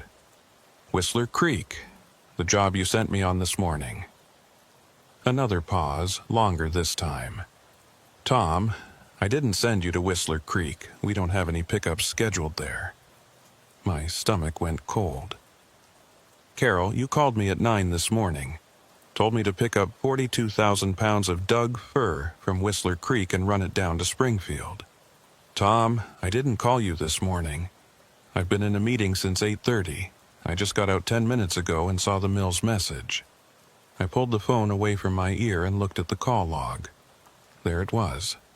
9:04 a.m. incoming call from Western Forest Products Dispatch. Duration 4 minutes and 12 seconds. "I have the call right here in my log," I said. "You called me. You sent me coordinates." "I'm looking at our system right now," Carol said, and I could hear the clicking of a keyboard in the background. "There's no record of any call to you today, and there's definitely no pickup scheduled for Whistler Creek. That operation hasn't been active in 2 years." The phone almost slipped from my hand. "What?" "Whistler Creek Timber shut down in 2021. The owner died, and his kids sold off the equipment. The land went back to the Forest Service. There's nothing up there anymore, Tom." I looked around the clearing. At the trailer, the skidder, the excavator, at the 3 bundles of logs, 2 of them already on my truck. "Carol, I'm standing in the clearing right now. There's equipment here. There are logs." "That's impossible. I know for a fact that—" She stopped. "Tom, where exactly are you?" I told her the coordinates from my GPS. "Jesus Christ," she said quietly. "Tom, you need to get out of there right now." "What are you talking about?" "Those coordinates. Tom, that's not the Whistler Creek operation. That's 5 miles north of where Whistler Creek used to be. That area was closed off by the Forest Service 3 years ago. There was an accident. People died." My mouth went dry. "What kind of accident?" "A loading accident. A cable snapped while they were loading a truck, and the whole bundle came down on the driver. Crushed the cab. They never found all of him, just pieces. I looked at the 3rd bundle, still on the ground, the cable wrapped around it. They shut down the whole area after that," Carol continued. "Declared it unsafe. Nobody's supposed to be logging up there. If there's equipment and timber, it's illegal. Poachers, maybe, or what? Just get out of there, Tom. Unload whatever you've got and drive back down. I'll sort this out with the office." I wanted to do exactly that, but I looked at the 2 bundles already secured to my flatbed and thought about the time I'd spent loading them, the effort. And I thought about the money. Even if this was a mistake, even if the job was wrong somehow, the timber was real. I could see it, touch it. 42,000 pounds of good Doug fir, worth thousands of dollars. "I've already got 2 bundles loaded," I said. "I'm going to finish the 3rd and bring them down. We can figure out where they're supposed to go once I'm back at the mill." "Tom, I'll be fine, Carol. I'll be on the road in 15 minutes. I hung up before she could argue further and pocketed my phone, grabbed the cable and hooked it around the 3rd bundle. Started the winch. The bundle was heavier than the other 2. I could tell from the way the cable strained, from the sound the winch motor made as it pulled. The bundle scraped across the ground slowly, reluctantly, like it didn't want to move. I was about halfway through the loading when the whistle came again. This time it was right behind me. I spun around, and there was nothing there. Just my truck, the clearing, the trees beyond. But the whistle had been close. So close, I should have been able to reach out and touch whoever made it. "Who's there?" My voice came out harder than I intended, aggressive, covering fear with anger. No response. Just the whine of the winch motor and the scrape of logs on gravel. I turned back to the winch controls, and that's when I saw him. A man, standing at the edge of the clearing, maybe 30 feet away. He was wearing old-style logger's clothes, suspenders, heavy boots, a faded flannel shirt. He was just standing there, not moving, watching me. "Hey!" I called out. You work here?" The man didn't respond, didn't move. He just stood there. And in the failing light, I couldn't make out his face clearly. He seemed blurred somehow, like I was looking at him through dirty glass. "I'm finishing up this load," I said. "If there's a problem, you need to tell me now." The man raised one arm slowly and pointed, not at me, but at the bundle I was loading. He held his arm there for a long moment, pointing, and then he lowered it and turned away, started walking back into the trees. "Wait." I started after him, but he moved fast, faster than anyone should be able to move through thick underbrush. Within seconds, he disappeared completely into the shadows. I stood at the edge of the clearing, breathing hard, my heart pounding. The rational part of my brain was offering explanations. A squatter, a Forest Service ranger, a poacher checking out the site. But none of those explanations felt right. I went back to the winch and finished loading the third bundle. Got it secured with chains and binders, everything tight and legal. The whole time I worked, I kept looking over my shoulder, expecting to see that man again. But the clearing stayed empty. It was 3:47 p.m. when I finally climbed back into my cab and started the engine.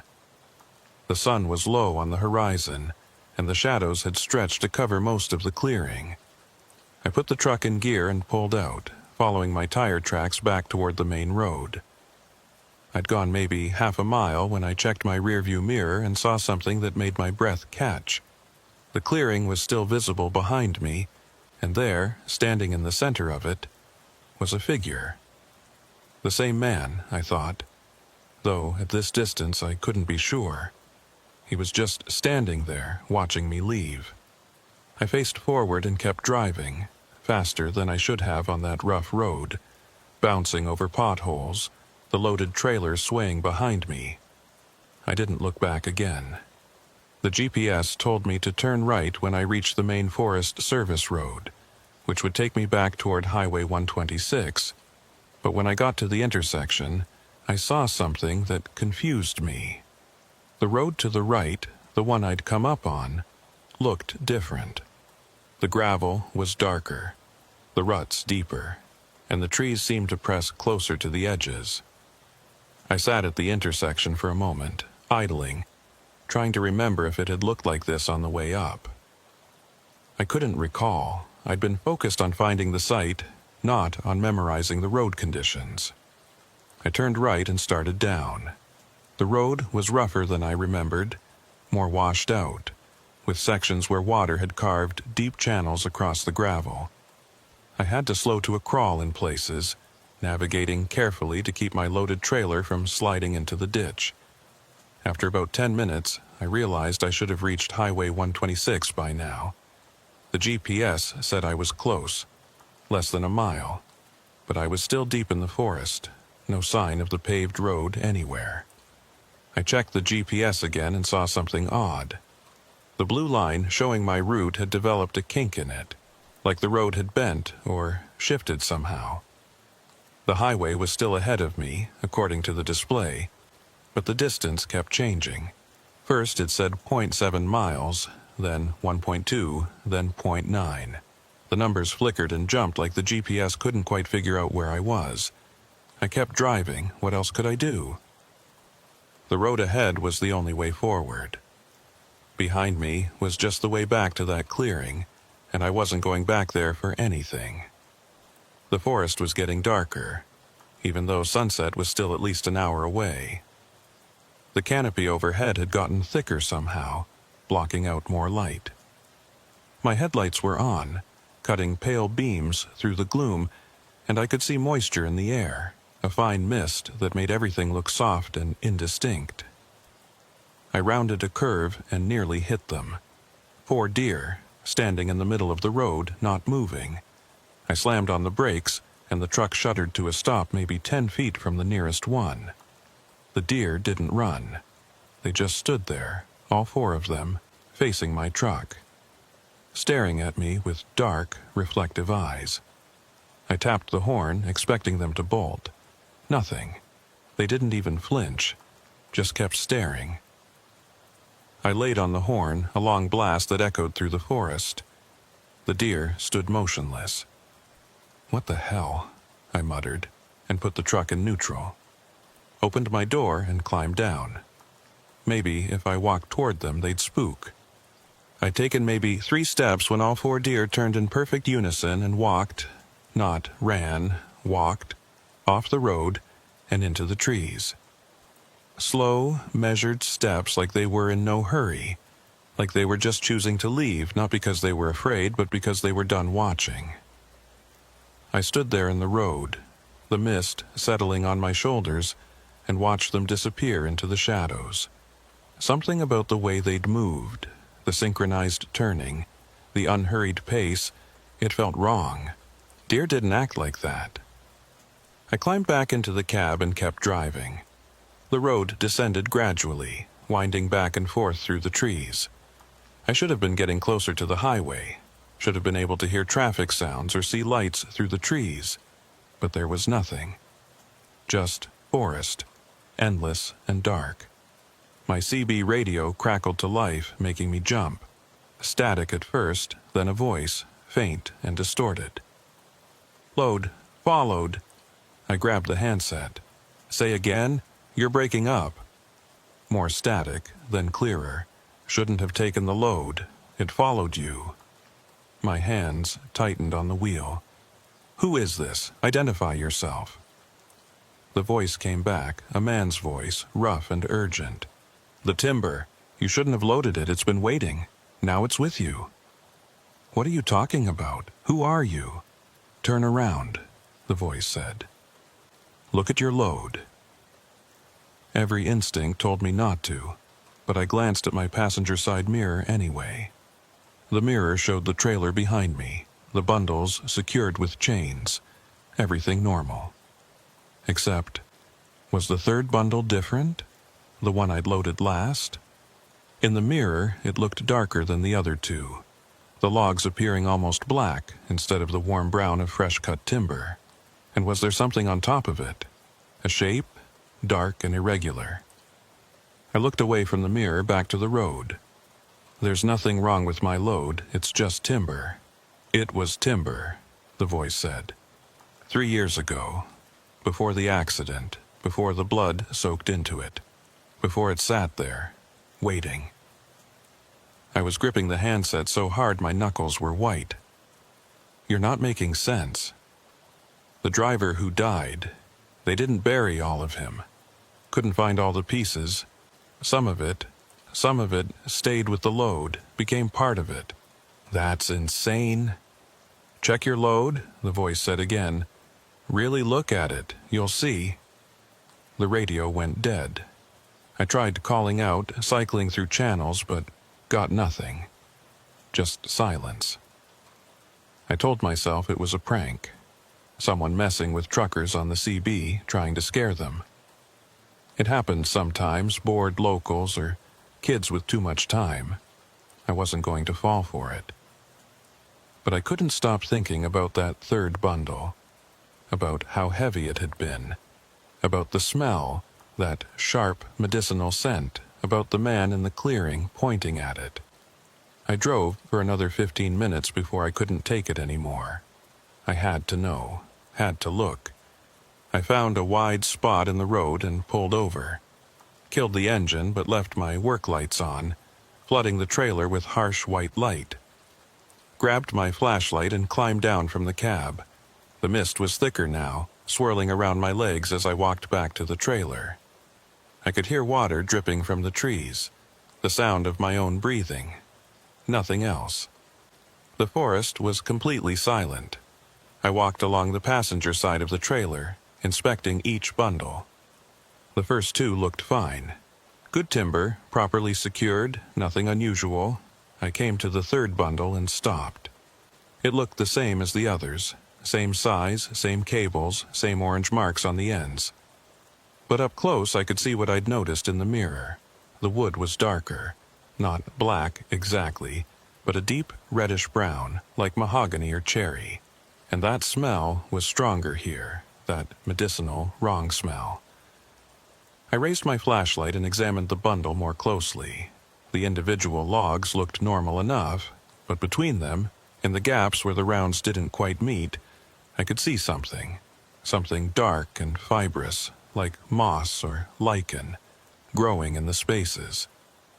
I reached out to touch it, and my hand stopped halfway. Every fiber of my being was screaming not to touch that bundle, not to make contact with whatever was growing there. I pulled my hand back and stepped away. It was just decay. Old timber that had sat too long before being bundled. That's all it was. Nothing sinister, nothing wrong, just wood that had started to rot. I was turning to walk back to the cab when I heard it. A sound from the bundle behind me. A wet, sliding sound, like something shifting inside the logs. I spun around, flashlight up. The bundle looked the same. Nothing had moved. But I'd heard it clearly, I was certain. I stood there for a long moment, waiting for the sound to come again. When it didn't, I walked quickly back to the cab and climbed in. Locked the doors, stupid, I know. What was I locking out? And started the engine. I pulled back onto the road and kept driving. The GPS still couldn't decide where I was or how far it was to the highway. The numbers kept changing. The blue line kept kinking and straightening. I gave up watching it and just focused on the road ahead. At some point, I'm not sure when, I realized I'd been driving for over an hour since leaving the clearing. At the speed I was going, I should have covered at least 20 miles, should have hit the highway long ago. But I was still on this narrow forest service road, still surrounded by trees, still alone. The mist had turned to light rain, speckling my windshield. I turned on the wipers and they scraped across the glass with a rhythmic squeak. The sound was almost hypnotic, and I had to shake my head to stay alert. I checked my rearview mirror, just a routine glance, and saw something that made my heart stop. There was someone sitting on top of the third bundle. I slammed on the brakes and the truck skidded to a stop. I stared at the mirror, breathing hard. The figure was still there. A man, I thought, though it was hard to tell in the darkness and rain. He was sitting cross-legged on top of the bundle, facing forward, toward the cab, toward me. I grabbed my flashlight and kicked open my door, jumped down from the cab and ran back to the trailer, ready to yell at whoever thought it was funny to hitch a ride on my load. But when I got there, there was no one. The bundle was empty. Just logs and chains and that dark, fibrous growth between the rounds. No person, no sign that anyone had been there. I walked around the entire trailer, checking every side, shining my light into the shadows. Nothing. I looked up at the top of the bundle, at the exact spot where I'd seen the figure sitting. There, in the wet wood, I could see what looked like handprints. 2 of them, side by side, pressed into the surface of the logs like someone had been gripping them. But they couldn't be handprints. They were too large, the fingers too long, and they were indented into wood that was hard as stone, impossible to mark without tools. I backed away from the trailer and returned to the cab. My hands were shaking as I put the truck in gear. I didn't look at the mirrors anymore, didn't want to see what might be there. I just drove. The rain got heavier. The road got worse. And somewhere in the back of my mind, a small voice was whispering that I wasn't going to make it out of these woods. That this road didn't lead anywhere anymore. That I'd made a mistake taking that load, and now I was going to pay for it. I told that voice to shut up and kept driving. I don't know when I started hearing the knocking. It was so subtle at first, so easy to dismiss as just the normal sounds a loaded truck makes. Chains settling, logs shifting, the trailer flexing over rough road. But gradually, I became aware that the knocking had a pattern to it. 3 knocks, pause. 3 knocks, pause. 3 knocks, pause. It was coming from the back of the trailer, from the load. I turned up the radio, trying to drown it out. Found a classic rock station, turned it up loud until the cab was filled with guitar riffs and drums. But I could still hear it underneath the music, persistent and rhythmic. Knock, knock, knock. Pause, knock, knock, knock, pause. My phone rang, and I nearly drove off the road.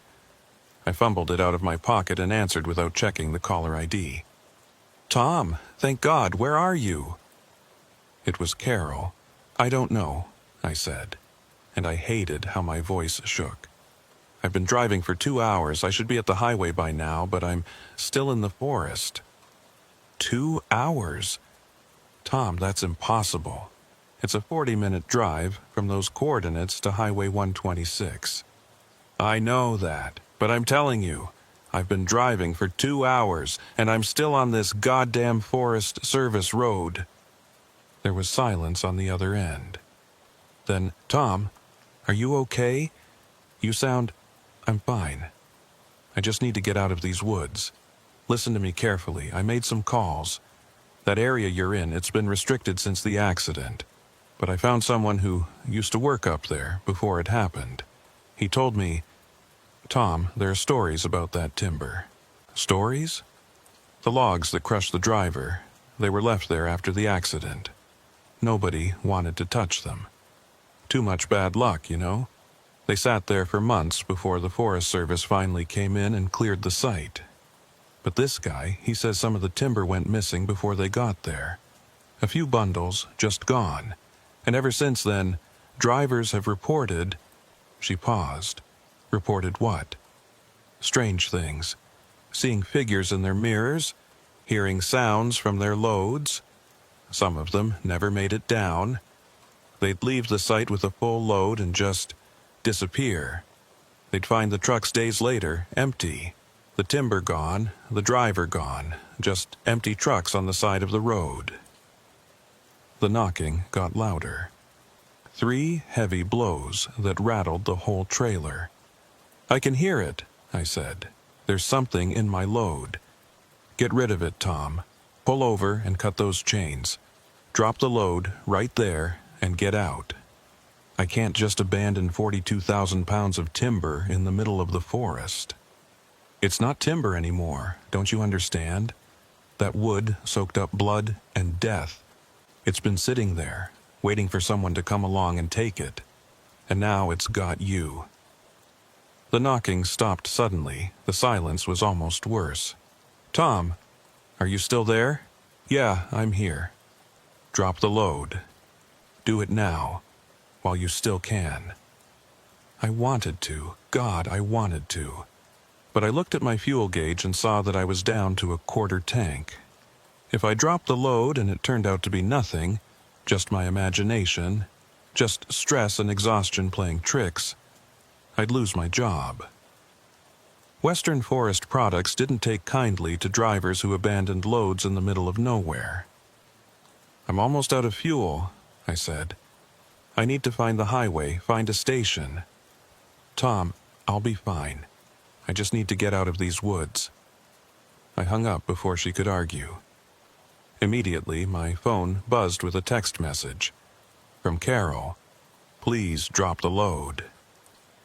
I put the phone on the passenger seat and focused on driving. The rain was coming down harder now, heavy drops that hammered against the windshield faster than my wipers could clear them. The road was getting muddier, the truck sliding in places, and I had to fight the wheel to keep it straight. I came around a curve and saw lights ahead. Finally, civilization, or at least a building. As I got closer, I could see it was a small ranger station, dark and closed for the night, but with a single light over the door. And next to it, miracle of miracles, there was a fuel pump. I pulled in and stopped, leaving the engine running while I checked the pump. It was old, manual, the kind you almost never see anymore. There was a handwritten sign taped to it. "Emergency use only. Leave payment in box." I didn't care. I grabbed my wallet, found $40 in cash and stuffed it in the payment box. Started pumping fuel into my tank. While the diesel flowed, I walked around my truck checking the load one more time. Everything looked secure. The chains were tight. The bundles weren't shifting. But that third bundle, the dark one, it seemed to have gotten darker. The reddish-brown color had deepened to almost black, and that fibrous growth had spread, covering more of the exposed wood. I finished fueling and was walking back to the cab when I heard a voice. "You shouldn't have taken that load." I spun around. There, standing at the edge of the light, was the man from the clearing. Same clothes. Same stance, but closer now. Close enough that I could see his face, or I should have been able to see his face, but where his features should have been, there was just a blur, like someone had smeared the image. I couldn't focus on it. Couldn't make out eyes or nose or mouth. Just a suggestion of a face, indistinct and wrong. "Who are you?" I asked, though I thought I knew. "You took what's mine," the man said, and his voice was strange, layered, like multiple people speaking at once. 3 years I've been waiting. 3 years that timber's been seasoning, and now it's ready. Ready for what? To go home. To finish the journey." He took a step toward me, and I backed up against the side of my truck. "Stay away from me." "I'm not going to hurt you," he said. "I don't need to. You'll take me where I need to go. Where we need to go, all of us. All of you." He gestured toward my trailer. "We're all in the timber. All of us who died in these woods. The loggers, the drivers, the lost ones. The wood remembers. It soaks us up, holds us in, and when someone takes it out of the forest, we go too." I looked at the third bundle and saw them now. Faces pressing out from between the logs. Not clearly, just impressions, like shapes pushing against a membrane. Dozens of them, maybe more, all trying to get out. "I'm cutting the chains," I said. "I'm dropping this load right here." "You can't," the man said. "It's already part of your truck now, part of you. Look." I looked down at my hands and saw that they were stained. Dark, reddish-brown, like the timber. And when I tried to raise them to my face, they moved slowly, reluctantly, like they didn't want to obey me anymore. "No," I said. "No, this isn't real." "You'll drive," the man said, and his voice was fading now, getting quieter. "You'll take us out of these woods, down to the valleys, to the cities, and when you get there, when you deliver the load, we'll spread. Into the houses, the buildings, the foundations. We'll be everywhere, and more will join us. The wood always needs more." I closed my eyes, counted to 10, and opened them again. The man was gone. My hands were clean. The faces in the timber were gone, if they'd ever been there. I was alone in the rain, standing next to my truck at an abandoned ranger station in the middle of the forest. I climbed back into the cab, locked the doors, and put the truck in gear. I didn't know if any of that had been real, or if I was losing my mind from stress and exhaustion. I didn't care anymore. I just needed to get to the highway, get to the mill, deliver this cursed load, and never think about it again. The GPS flickered to life and showed the highway clearly now, just 3 miles ahead. I followed the blue line, driving carefully through the rain, and 15 minutes later, I saw pavement ahead. Real pavement, with lane markers and a sign indicating Highway 126. I almost cried with relief. I pulled onto the highway and headed west, toward Springfield, toward the mill, toward the end of this nightmare. There was more traffic here, normal cars and trucks driving at normal speeds in the rain. I merged into the flow and felt some of the tension drain out of me. It was over. I'd made it. Except I kept checking my mirrors, kept seeing shapes on the load that weren't there when I looked directly, kept hearing, very faintly under the sound of the engine and the rain, that rhythmic knocking. Knock, knock, knock. Pause. Knock, knock, knock. pause. It followed me all the way to Springfield. The Weyerhaeuser mill in Springfield runs 24 hours, with lights blazing all night long. I pulled into the yard at 11:37 p.m., almost 10 hours after I'd left that clearing in the woods. The guard at the gate checked my paperwork, gave me a weird look when he saw the load wasn't on his schedule, and waved me through to the unloading area. There were 3 other trucks already waiting, and I pulled in behind them. Killed the engine, filled out my logbook, and sat there in the silence. The knocking had stopped.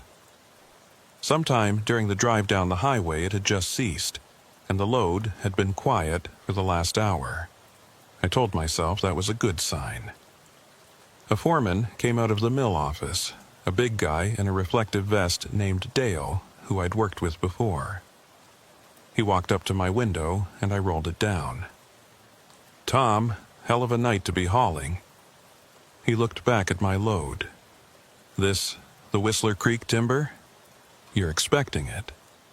Got a call a couple hours ago to watch for you. Some kind of rush job?" He was walking back to the trailer now, clipboard in hand, inspecting the bundles. I climbed down and followed him. "You'll want to be careful with that 3rd bundle," I said. It might be compromised. Looks like some rot got into it." Dale shined his flashlight on the 3rd bundle and frowned. "Doesn't look rotten to me. Looks like prime Doug fir. Little dark, maybe, but that's probably just the rain." I looked at the bundle. In the harsh lights of the mill yard, it looked normal. Just timber, no different from the other 2. The dark, fibrous growth I'd seen was gone. The reddish-brown color had faded back to normal wood. I could have sworn, I started, but trailed off. Dale gave me a concerned look. "You okay, Tom? You look rough." "Just a long day. How long till you can unload me?" "We'll get you processed in about 20 minutes. Go grab some coffee in the break room, warm up." I wanted to stay with my truck, wanted to watch them unload the timber. But I was exhausted, running on fumes, and the thought of hot coffee was too tempting. I headed into the mill office and found the break room. The coffee was old and bitter, but it was hot, and I drank 2 cups while staring at a muted TV on the wall. A late-night talk show, the host interviewing some actor I didn't recognize. Normal, mundane, safe. I was halfway through my 3rd cup when I heard the sound. A crash, loud enough to shake the walls of the office. I jumped up and ran outside. In the unloading area, my truck was surrounded by workers and machinery. The first 2 bundles had been removed and were sitting on the ground. But the 3rd bundle, the dark one, was still on the trailer. And something had gone wrong. The crane they'd been using to lift it had stopped. The operator was climbing down from the cab, shaking his head. I ran over to Dale. "What happened?" "Cable snapped," he said, pointing. "Right in the middle of the lift. Never seen anything like it. That's a brand new cable, rated for 60,000 pounds. I should have handled this load easy." I looked at the broken cable. The end was frayed, the steel strands separated. But they weren't just separated. They looked melted, almost like something had burned through them. "We'll have to get another cable. Hook it up again. Going to be a few more minutes." I watched as they brought in a new cable, thicker than the first. They hooked it around the bundle, and the crane operator climbed back into his cab, started the lift. The cable went taut. The bundle began to rise, and then, with a sound like a gunshot, the cable snapped again. This time, I saw it happen. The cable didn't fray or wear through. It just separated, right in the middle, like an invisible blade had sliced through it. The bundle crashed back onto the trailer, and the whole truck rocked with the impact. Workers scattered, and Dale was on his radio immediately calling for maintenance. "This doesn't make sense," he said. 2 cables, both brand new, both failed. "There's something wrong with that bundle." "Don't use the crane," I said. "Use the forks. Slide it off." Dale looked skeptical, but he gave the order. A forklift came over, massive tines extending, and the operator carefully worked them under the bundle. Started to lift. The forklift's engine revved higher, straining. The bundle wasn't coming off the trailer. The operator tried again, giving it more power, and I could see the forklift's rear wheels starting to lift off the ground from the weight. "How heavy is that thing?" Dale asked, checking his clipboard. "Says here it should be about 14,000 pounds. That forklift should handle that easy." The operator gave up and backed away. Dale walked over to the bundle and put his hand on one of the logs. Then he jerked his hand back like he'd been burned. "Jesus, Tom, feel this." I didn't want to, but I reached out and touched the timber. It was warm, not just warm, hot, like it had been sitting in the sun all day, even though it was raining and cold in the middle of the night. "What the hell kind of wood is this?" Dale asked.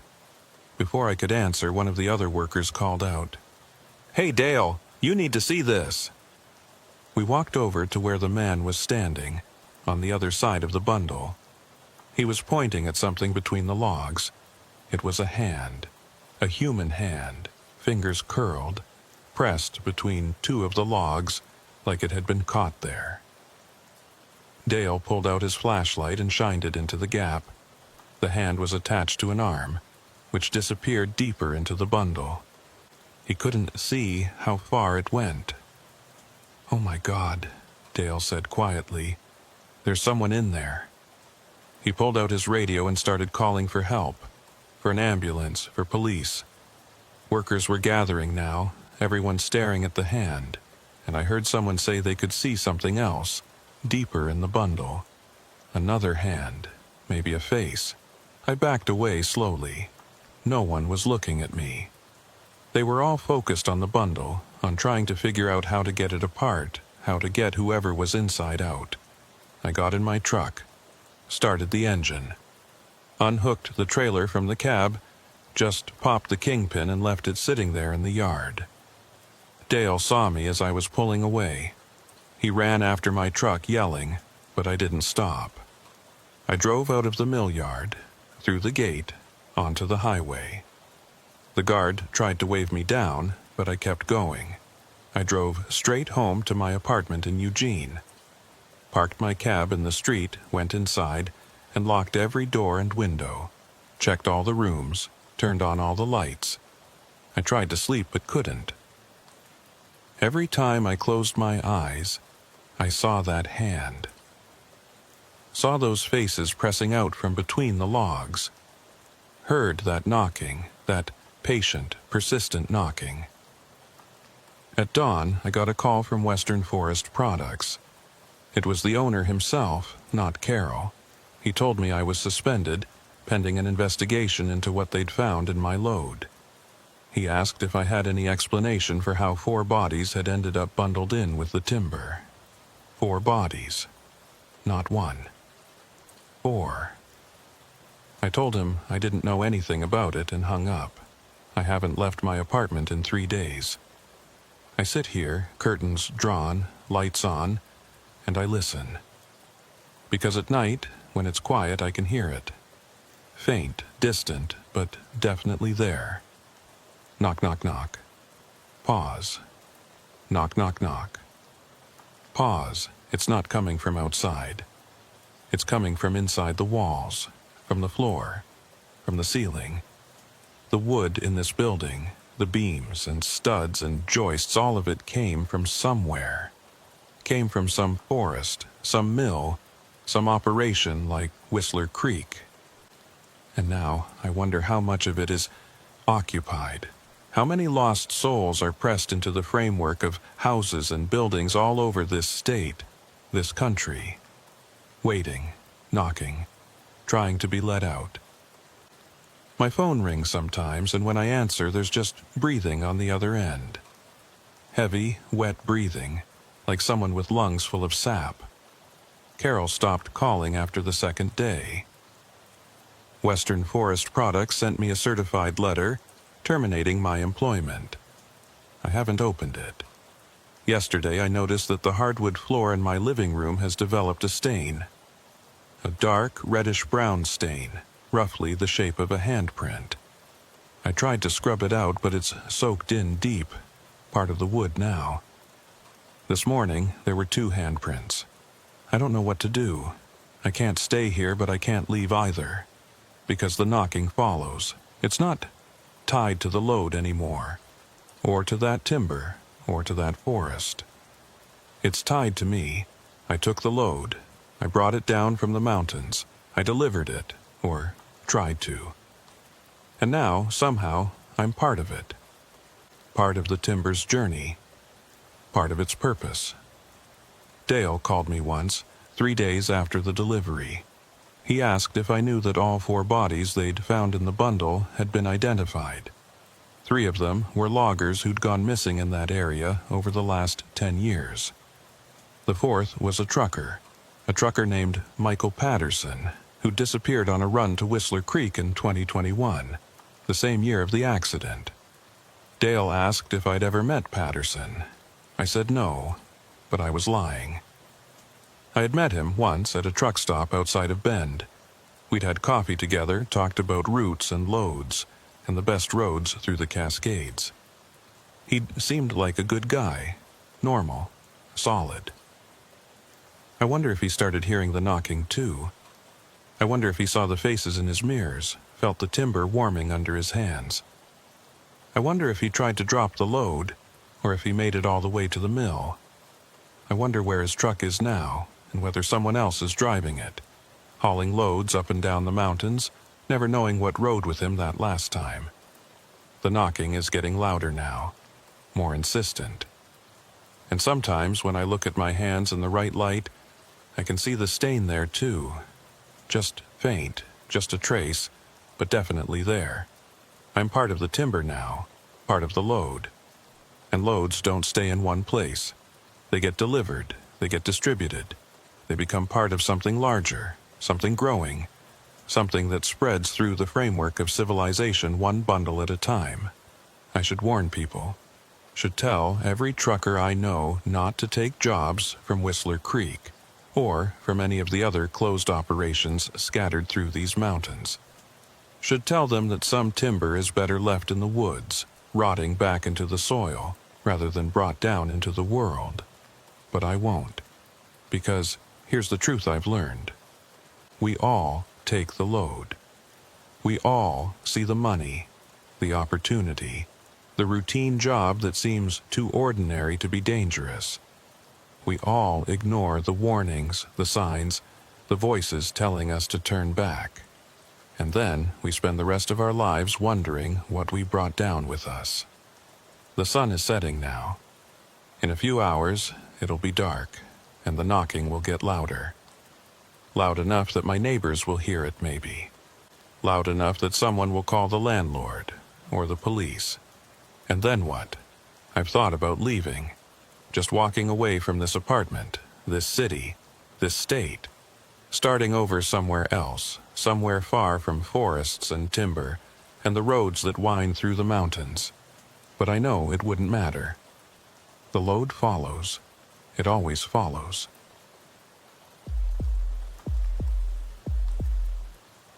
There's a stretch of forest in the western Cascades that doesn't appear on most maps.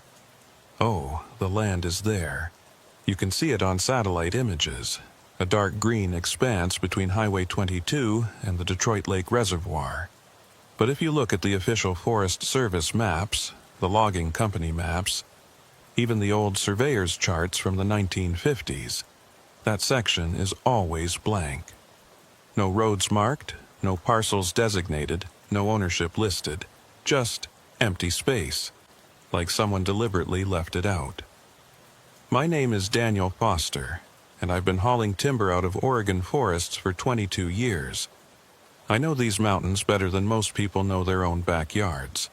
I know which roads wash out in spring, which bridges can't handle a full load, which operations are run by people who cut corners, and which ones do things right. And I know, or I thought I knew, every active logging site within 200 miles of Salem. But I'd never heard of the Coldwater Creek operation until Marcus Verne called me on a gray morning in late September. Marcus ran a small brokerage firm that connected independent truckers like me with logging outfits that needed hauling. He was honest, paid on time, and never sent you somewhere that would get your truck destroyed. We'd worked together for maybe 8 years and I trusted him. "Dan," he said when I answered, "I've got something unusual for you. Good money, but it's a strange setup." I was at home, sitting at my kitchen table with a cup of coffee, looking out at the rain. Work had been slow the past few weeks. How strange. There's an operation up past Detroit in the backcountry. Small crew, family run.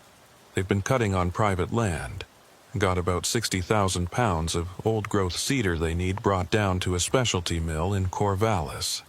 Old-growth cedar? Who has rights to cut old growth these days? That's the thing.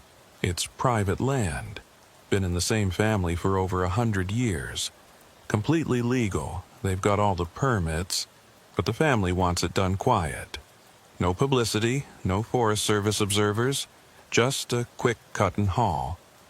I took a sip of coffee. Why? Didn't say, but they're offering double the normal rate for a cedar haul. Cash on delivery. You interested? Double rate was hard to turn down, especially with bills piling up and winter coming. What's the catch? No catch that I know of, just a remote location, and they want it done this week. Today or tomorrow, preferably.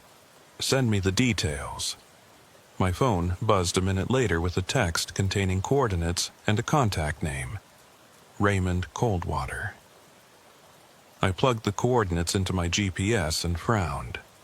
The location was deep in the forest, at least 15 miles from the nearest paved road, in an area I didn't recognize. I called Marcus back. "These coordinates, there's no road shown to get there. Raymond says there's an old logging road that branches off Forest Service Road 46. It's not maintained, but it's passable.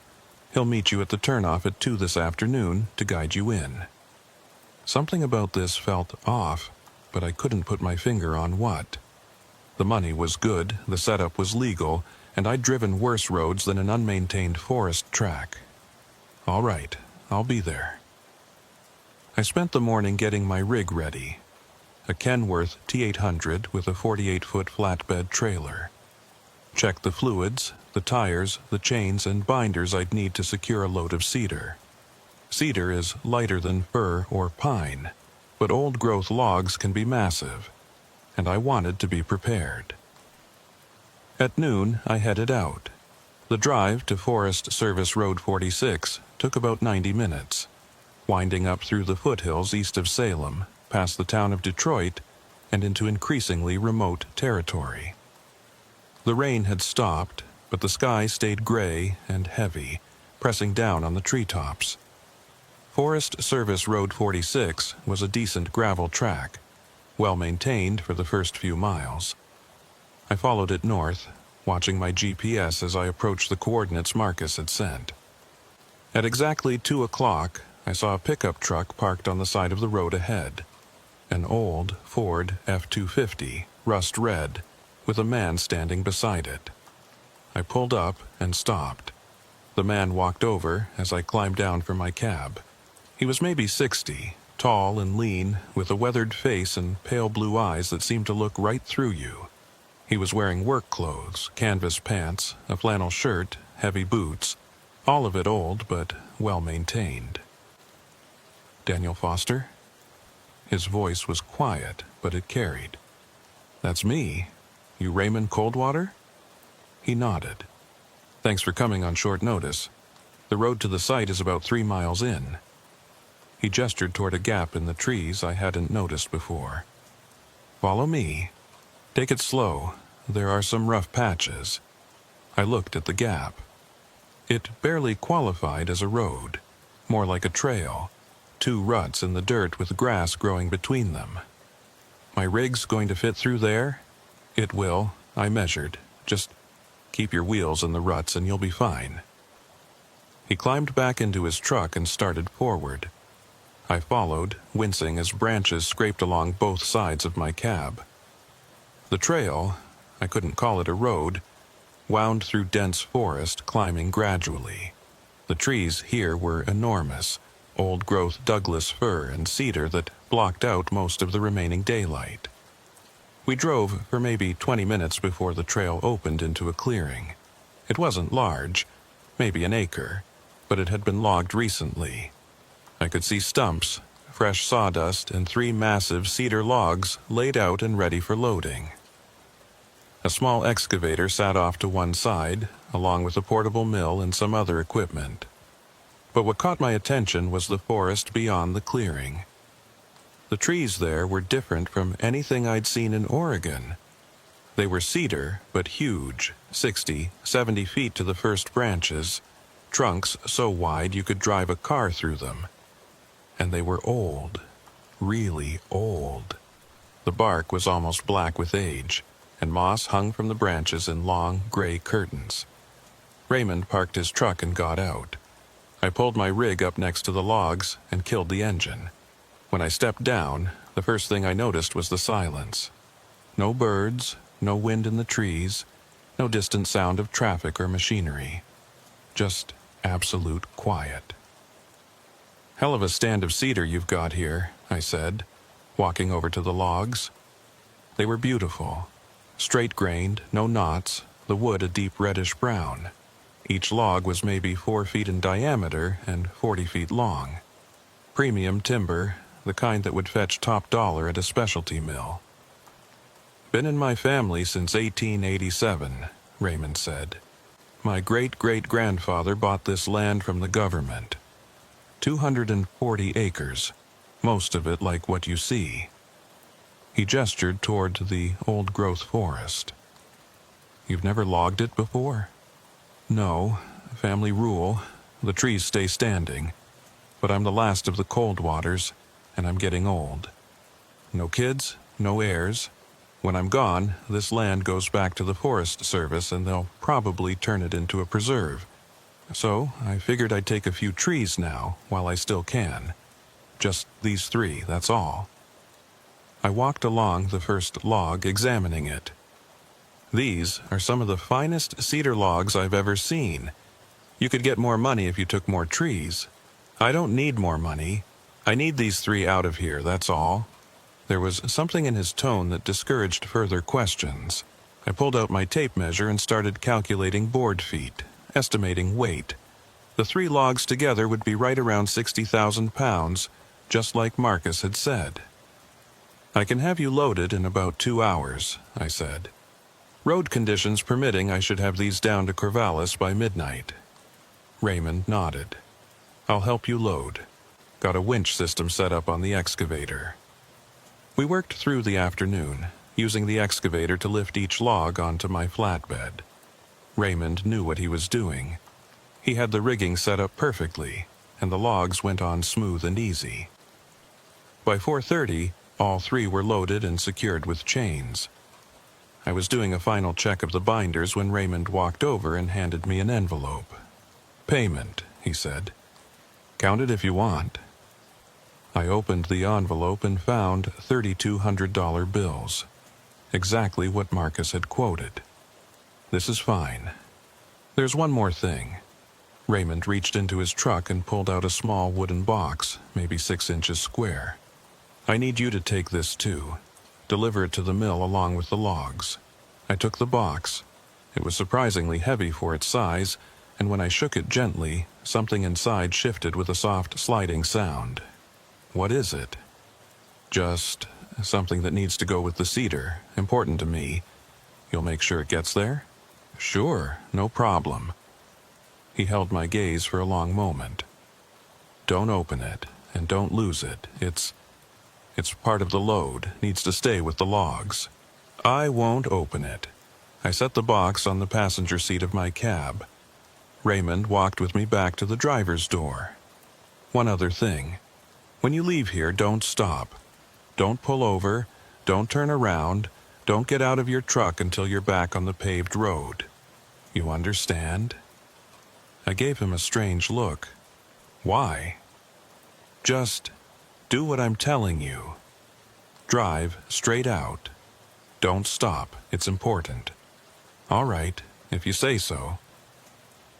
I climbed into the cab and started the engine. Raymond stepped back and raised one hand in farewell.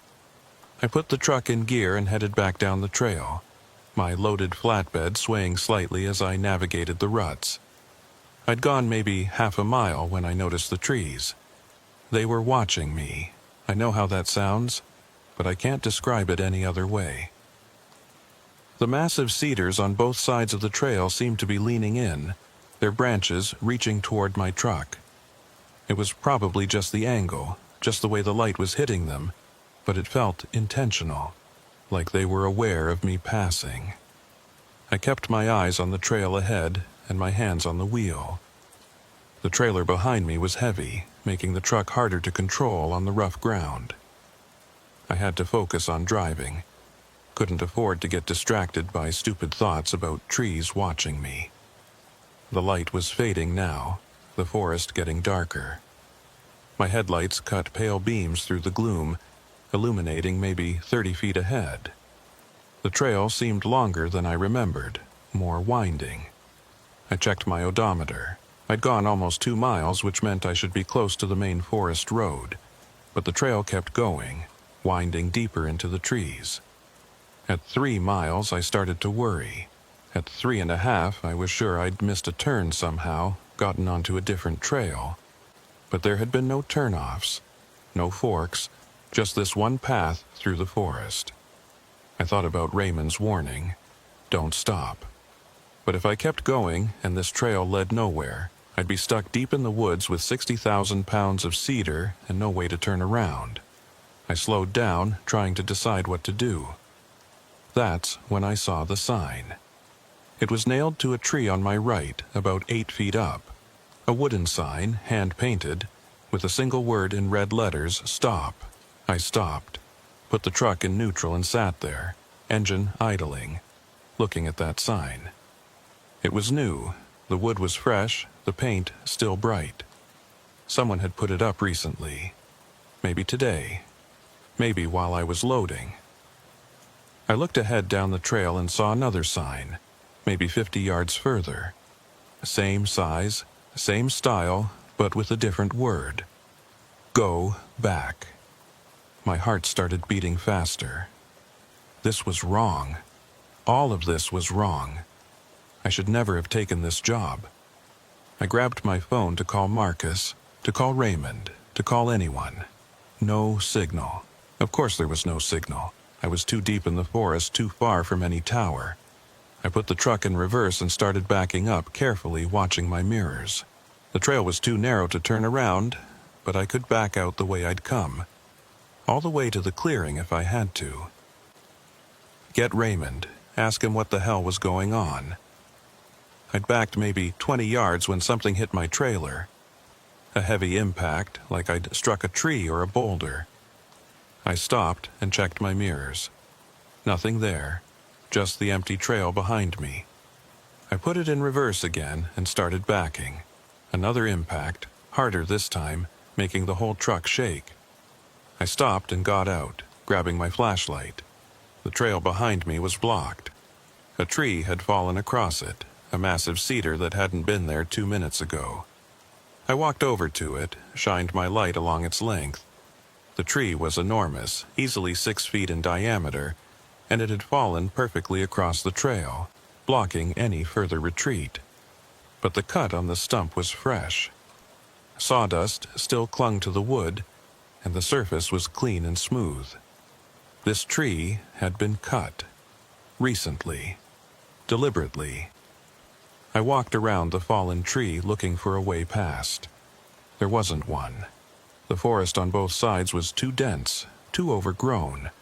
My truck would never fit through. I stood there in the darkness, rain starting to fall again, and realized I had only one option. Forward. Whatever was ahead on this trail, I had to drive toward it.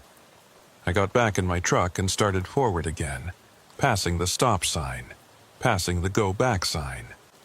The trail continued into deeper forest, and I followed it because there was nothing else I could do. The trail got worse. Roots and rocks appeared in the ruts, forcing me to slow to a crawl. The trees pressed closer, their branches scraping along my trailer with a sound like claws on metal. In my headlights, I could see moisture on the bark, water running down the trunks in dark streams. Every few hundred yards, there was another sign. They were all different, all hand-painted on fresh wood, all nailed to trees at the same height. Turn around, too late, should have listened. They're watching not your trees. I tried to ignore them, but each one made my stomach tighten a little more. Someone was doing this. Someone was playing a sick game, and I was driving right into it. But what choice did I have?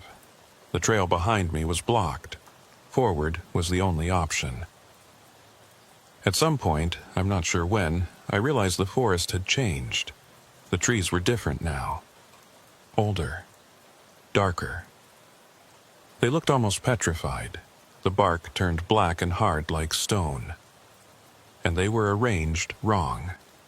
Not randomly, the way trees grow naturally, but in patterns. Rows and circles, like someone had planted them deliberately. I came around a curve and saw structures ahead. Not buildings exactly, but frameworks made of branches and logs, lashed together with what looked like vines or rope. They formed archways over the trail, forcing me to drive beneath them. Each archway was maybe 12 feet high, just tall enough for my loaded truck to pass under. As I drove through the first archway, I heard something fall onto my trailer, a heavy thump, like a large rock or a piece of wood. I checked my mirrors but couldn't see what had fallen. Another thump as I passed under the second archway, and then a third. By the time I'd driven through all 5 archways, there were at least a dozen impacts on my trailer. I could hear them rolling around back there, whatever they were, shifting and settling with each bump in the road. The trail opened into another clearing, larger than the first. This one was maybe 3 acres, roughly circular, and it was wrong in a way I couldn't immediately define. The ground was too flat, too level, like it had been graded by machinery. But there were no tire tracks, no equipment marks, nothing to suggest how it had been leveled. In the center of the clearing was a building, or what was left of one. It might have been a cabin once, but now it was just a shell. 4 walls of weathered wood, no roof, windows like empty eye sockets. The door hung open, and I could see darkness inside, deeper than the darkness around it. I stopped my truck at the edge of the clearing, unwilling to drive any closer to that structure. Sat there with the engine running, trying to figure out what to do next. The trail continued on the other side of the clearing. I could see where it entered the trees again, winding away into deeper forest. If I crossed the clearing and followed that trail, maybe it would lead me to the main road. Maybe. Or maybe it would lead me deeper into whatever this place was. I looked at the small wooden box on my passenger seat, the one Raymond had given me. "Don't open it," he'd said. "Part of the load. Needs to stay with the logs." I picked up the box and shook it gently again. That same soft, sliding sound, like sand or grain, or like something organic, something that had once been alive. The rain was coming down harder now, hammering on my cab roof. I turned on my wipers and stared out at the clearing, at that ruined building in its center, and made a decision. I was getting out of here. Whatever was on the other side of this clearing, whatever was down that trail, I was going to drive through it and find my way back to civilization. I'd been driving these mountains for 22 years. I knew how to navigate, how to read terrain, how to find my way out of difficult situations. I put the truck in gear and started across the clearing. The ground was soft, mud squelching under my tires, but the truck had good traction and kept moving. I gave the ruined building a wide berth, not wanting to get any closer to it than necessary. Halfway across the clearing, my headlights caught movement in the building's doorway. Something pale, something tall, shifting in the darkness. I hit the brakes instinctively, and my truck slid slightly in the mud before stopping. I stared at the doorway. Nothing moved now. Whatever I'd seen, or thought I'd seen, was gone. I started moving again, faster this time, and I didn't look back at the building. Kept my eyes fixed on the trail ahead, on the gap in the trees where the trail continued. I was almost to the edge of the clearing when I heard it. A voice calling from somewhere behind me. A man's voice, rough and urgent. "Foster, stop!" I knew that voice. It was Raymond Coldwater. I hit the brakes again and looked in my mirrors. There, standing in the middle of the clearing, was a figure. It was too far away to see clearly in the rain and darkness, but it looked like Raymond. Same height, same build, same work clothes. The figure waved at me, both arms over its head, the universal signal for stop. I grabbed my CB radio even though I knew it wouldn't work out here. "Raymond, is that you?" No response, just static. The figure kept waving, kept calling. I could barely hear the words over the rain and the rumble of my engine, but it sounded like, "Stop, don't go, wrong way." I put the truck in neutral and sat there, torn. If that was really Raymond, if he'd followed me somehow, then maybe he could guide me out of here. Maybe he knew another route, a better route. But everything in my gut was screaming that it wasn't Raymond, that it was something else, something wearing his shape, trying to make me stop. I looked at the trail ahead, then back at the figure in the clearing. It had started walking toward my truck now, moving fast. Too fast. People don't move that way, with that gliding, effortless speed. I put the truck in gear and hit the gas. The engine roared, the tires spun in the mud and then caught. The truck surged forward, across the last stretch of clearing and into the trees beyond. In my mirror, I saw the figure stop at the edge of the clearing. It stood there for a moment, and then it raised both arms again, but not to wave, to point, pointing down the trail I was driving, like it was showing me where I was going, where I was being led. I drove faster, probably too fast for the conditions, but I didn't care.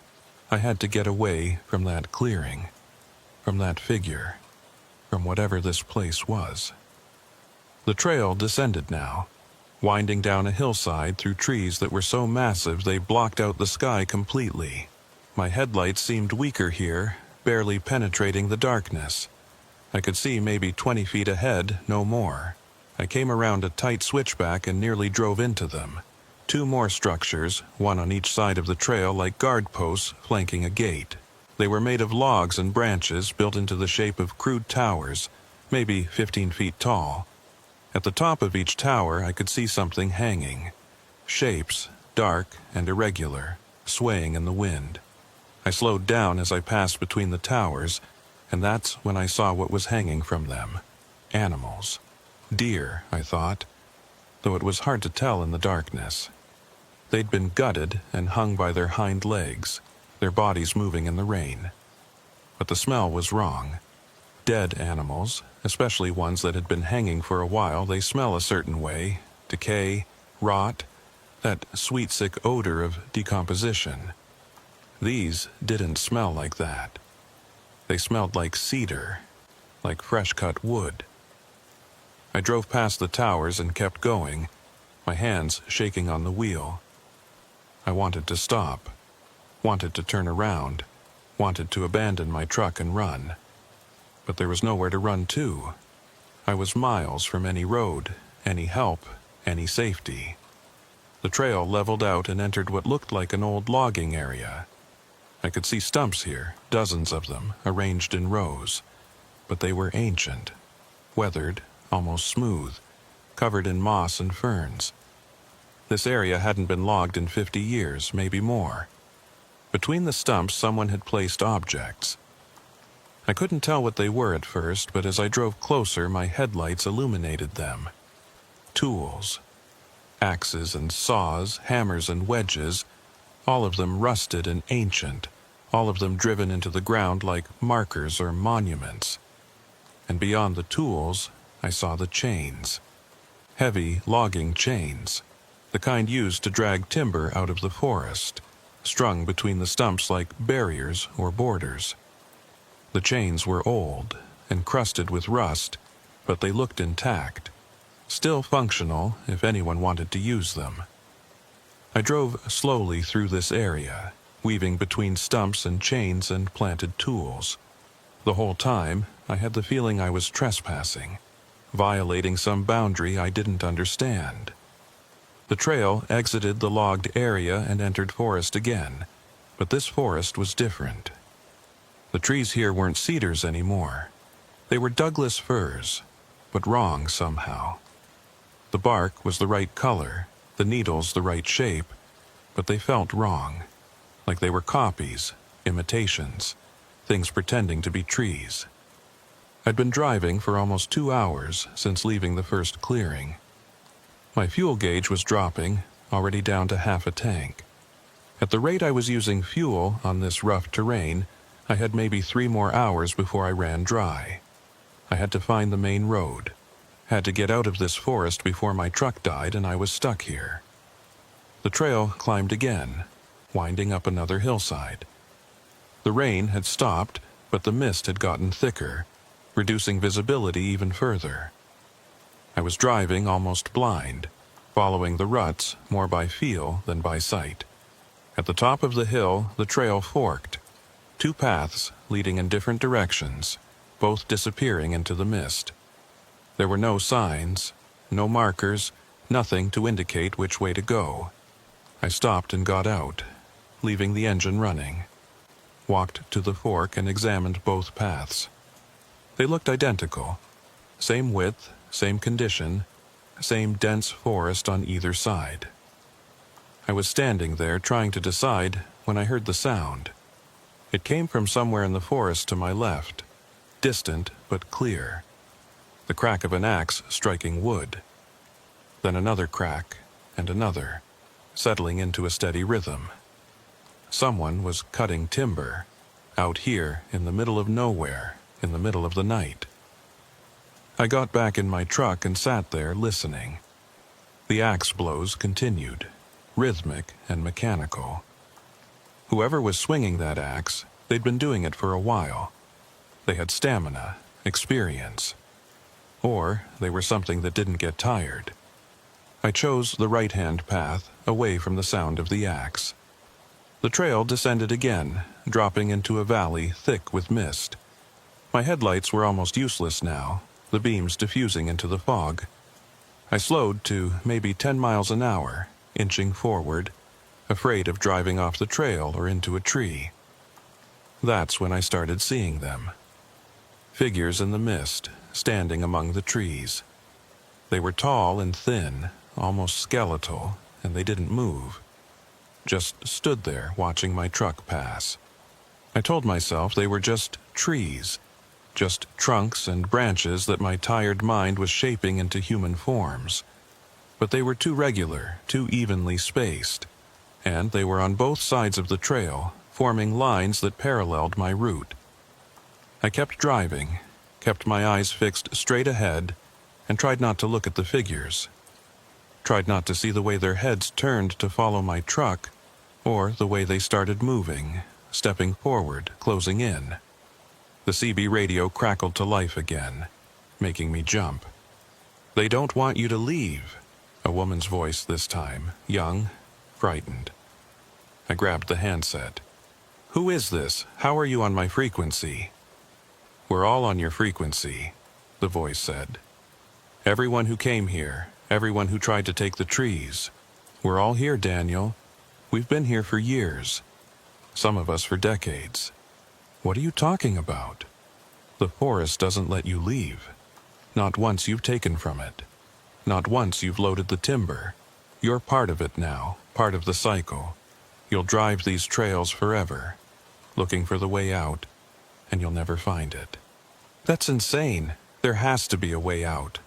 "There is," the voice said. "But you won't take it. None of us do. We're too stubborn, too sure we can navigate, too convinced we know these mountains.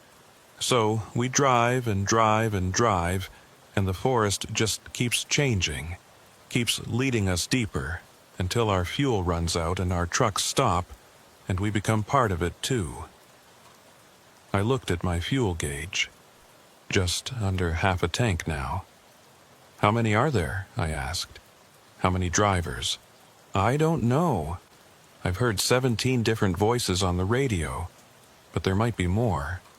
Some of us stopped talking years ago. What's your name? Sarah Reeves. I've been here since 2019. Took a load of cedar out of a place called Coldwater Creek. Never made it to the mill. My blood went cold. Coldwater Creek? You too? Jesus, how does he keep finding drivers? How does he keep sending people in here? Raymond Coldwater, he hired you. Through a broker, yeah. Said it was private land, old-growth cedar, good money. I should have known better. I should have known when he gave me that box. I looked at the wooden box sitting on my passenger seat. What's in the box, Sarah? There was a long pause, then, I don't know. I never opened it. But I can hear it sometimes, late at night when the engine's off and everything's quiet. It whispers. It tells me things. What kind of things? About the forest. About what it wants. About what it needs to keep growing. It needs us, Daniel. Our trucks, our fuel, our metal. It breaks us down, absorbs us, uses us to expand. Every truck that comes in here, every driver who takes the load, we become part of it. We feed it. I'm not going to feed it, I said. I'm getting out of here. We all said that. We all tried. Good luck. The radio went dead again. I tried calling Sarah back but got no response. I drove through the mist for another hour. The trail kept winding, kept changing, sometimes climbing, sometimes descending, never leading anywhere recognizable. The figures in the mist stayed with me the whole time, walking parallel to my truck, keeping pace effortlessly. My fuel gauge dropped to a quarter tank. I was starting to panic now, really panic, when the trail suddenly opened up and I saw lights ahead. Real lights, electric lights, shining through the mist. I almost sobbed with relief. I drove toward the lights and emerged into a clearing.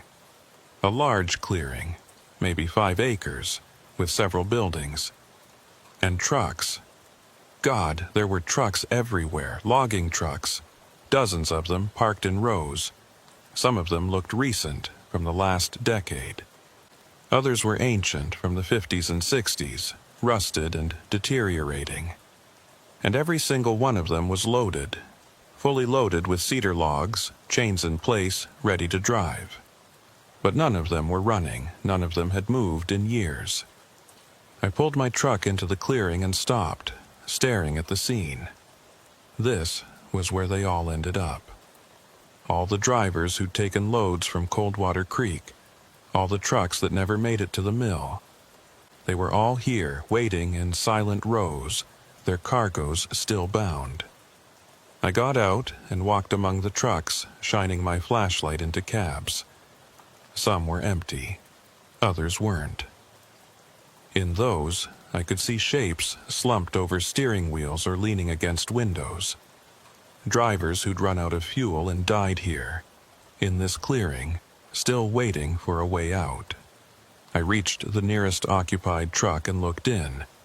The driver was skeletal, reduced to bones and dried skin, still wearing a flannel shirt and jeans.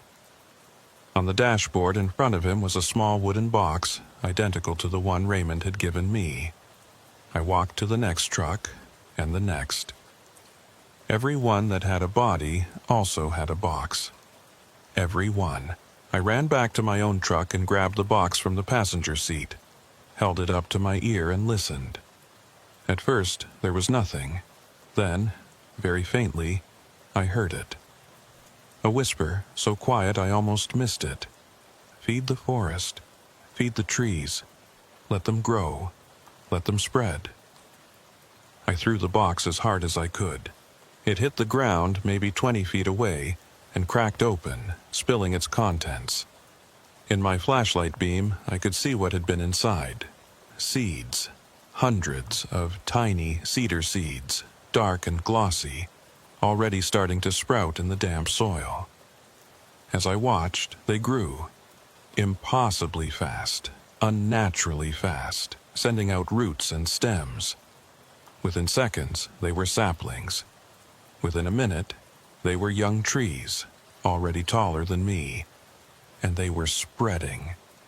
Advancing across the clearing toward my truck, toward all the trucks, wrapping around axles and wheels and undercarriages.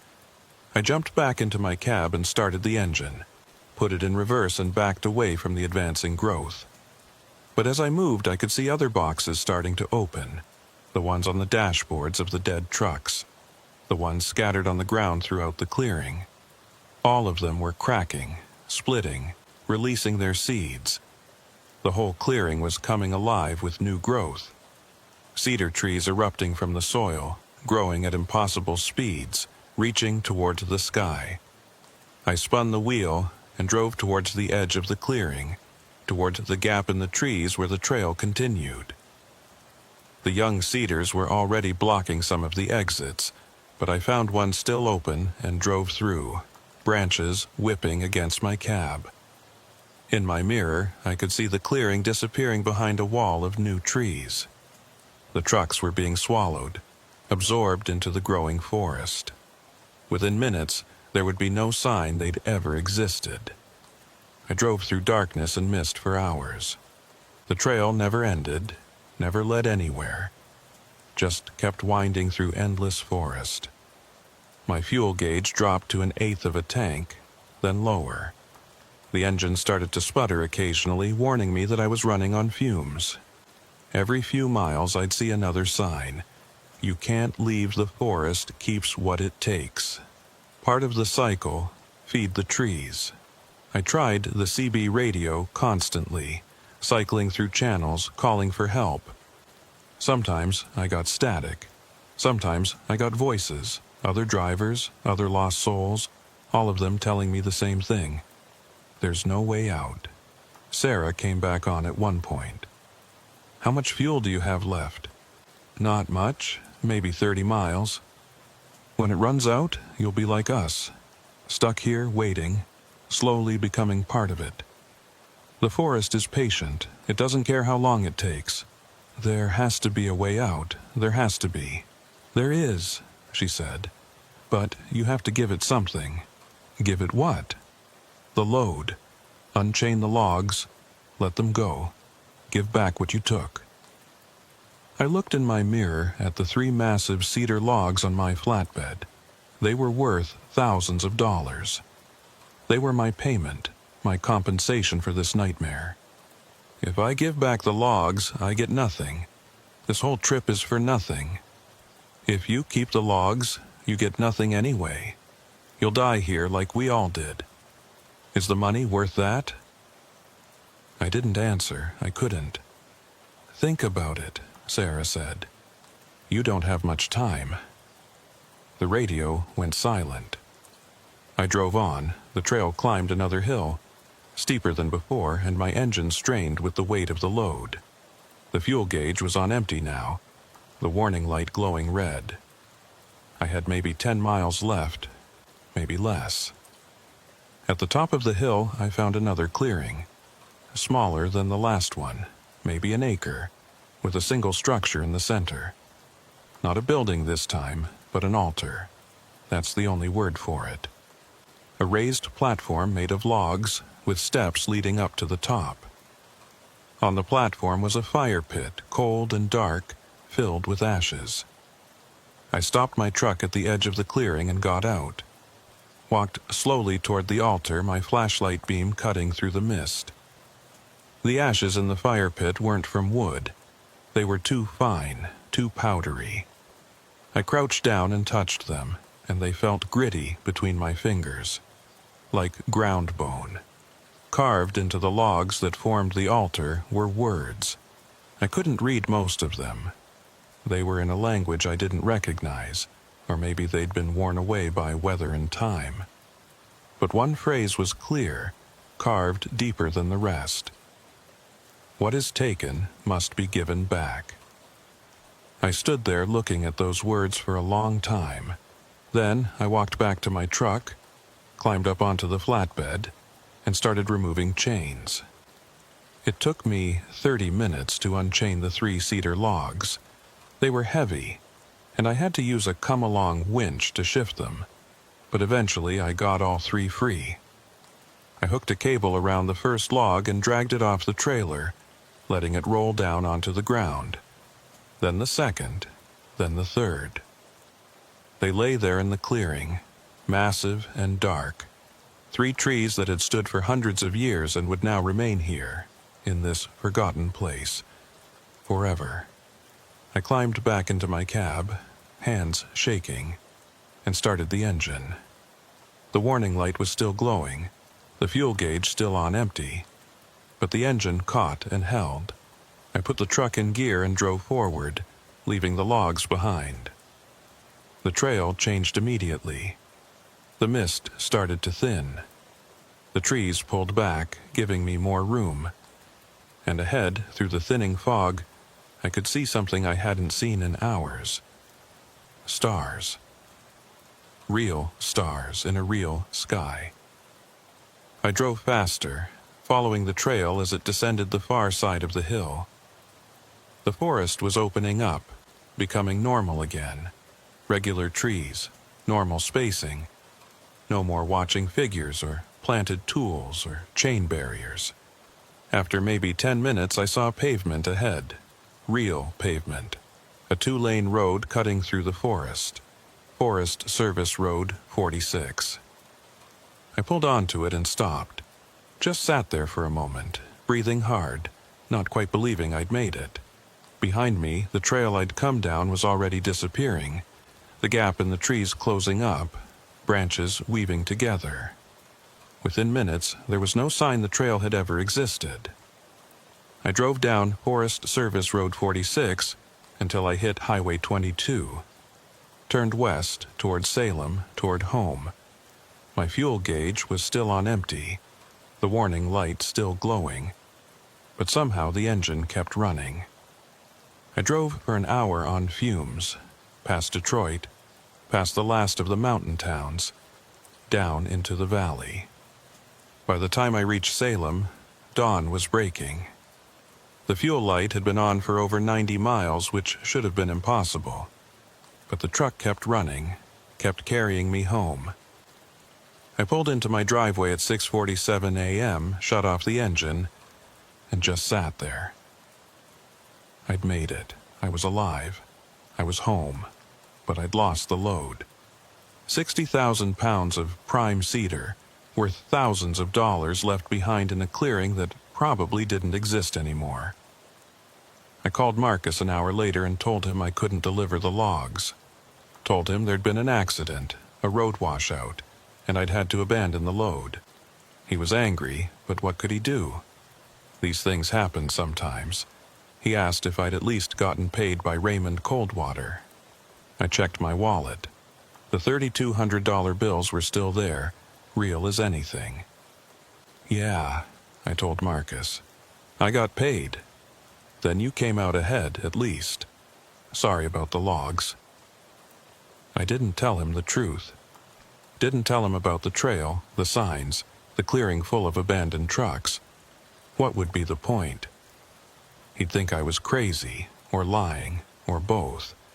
I tried to call Raymond Coldwater, but the number Marcus had given me was disconnected. I searched online for Coldwater Creek Timber, for Raymond Coldwater, for any record of the operation. Nothing. No business license, no tax records, no property ownership.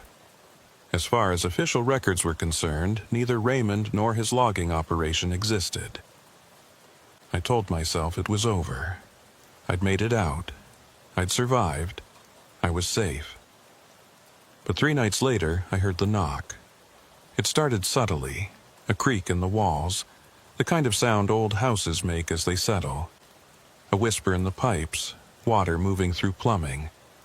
Normal sounds, easy to ignore. But they came at the same time every night. Exactly 3:47 a.m., the same time I'd left the cedar logs in that clearing.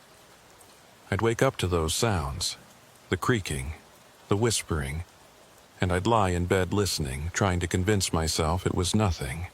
Just the house, just the wind, just my imagination. The first few nights, I managed to go back to sleep. Told myself it was stress, exhaustion, my mind playing tricks after what I'd been through. But on the fourth night, I realized the creaking had a pattern. It moved through the house in a deliberate path, starting in the living room, moving down the hallway, stopping outside my bedroom door. I lay there frozen, listening to whatever it was pause at my door. The handle didn't turn. The door didn't open, but I could hear breathing on the other side. Slow, deep breaths, like someone standing there waiting. After maybe 10 minutes, the breathing stopped and the creaking moved away, back down the hall, fading into silence. I didn't sleep the rest of that night. Then, after about a week, I noticed the smell. Cedar. Faint at first, so subtle I thought I was imagining it. But it got stronger each day until my whole house smelled like fresh-cut wood.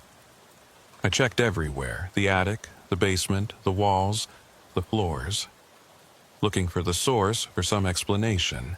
There was none. The smell just was, permeating everything. I tried opening all the windows, running fans, buying air fresheners. Nothing worked. The cedar smell was in the walls themselves, in the foundation, in every board and beam of the house. It was like the structure itself was transforming, becoming something else. My neighbor, Mrs. Patterson, stopped me one morning as I was leaving for work. "Daniel, is everything all right? I've been seeing lights in your windows at strange hours." "Just working late," I told her. She looked at me with concern. "And that smell, like a lumber yard. Are you doing renovations?" "No renovations. Must be something in the neighborhood." She frowned. "I only smell it near your house. Nowhere else on the street." I made an excuse and got in my truck, but her words stayed with me. The smell was localized, centered on my house, on me. 2 weeks after I got back, I started finding sawdust, small piles of it, appearing overnight in corners and closets. I'd sweep it up, throw it away, and the next morning there'd be more, always in different places, always the same reddish-brown color as the cedar logs I'd left behind. The sawdust wasn't random. I started keeping track, marking where I found it each day. After a week, I saw the pattern.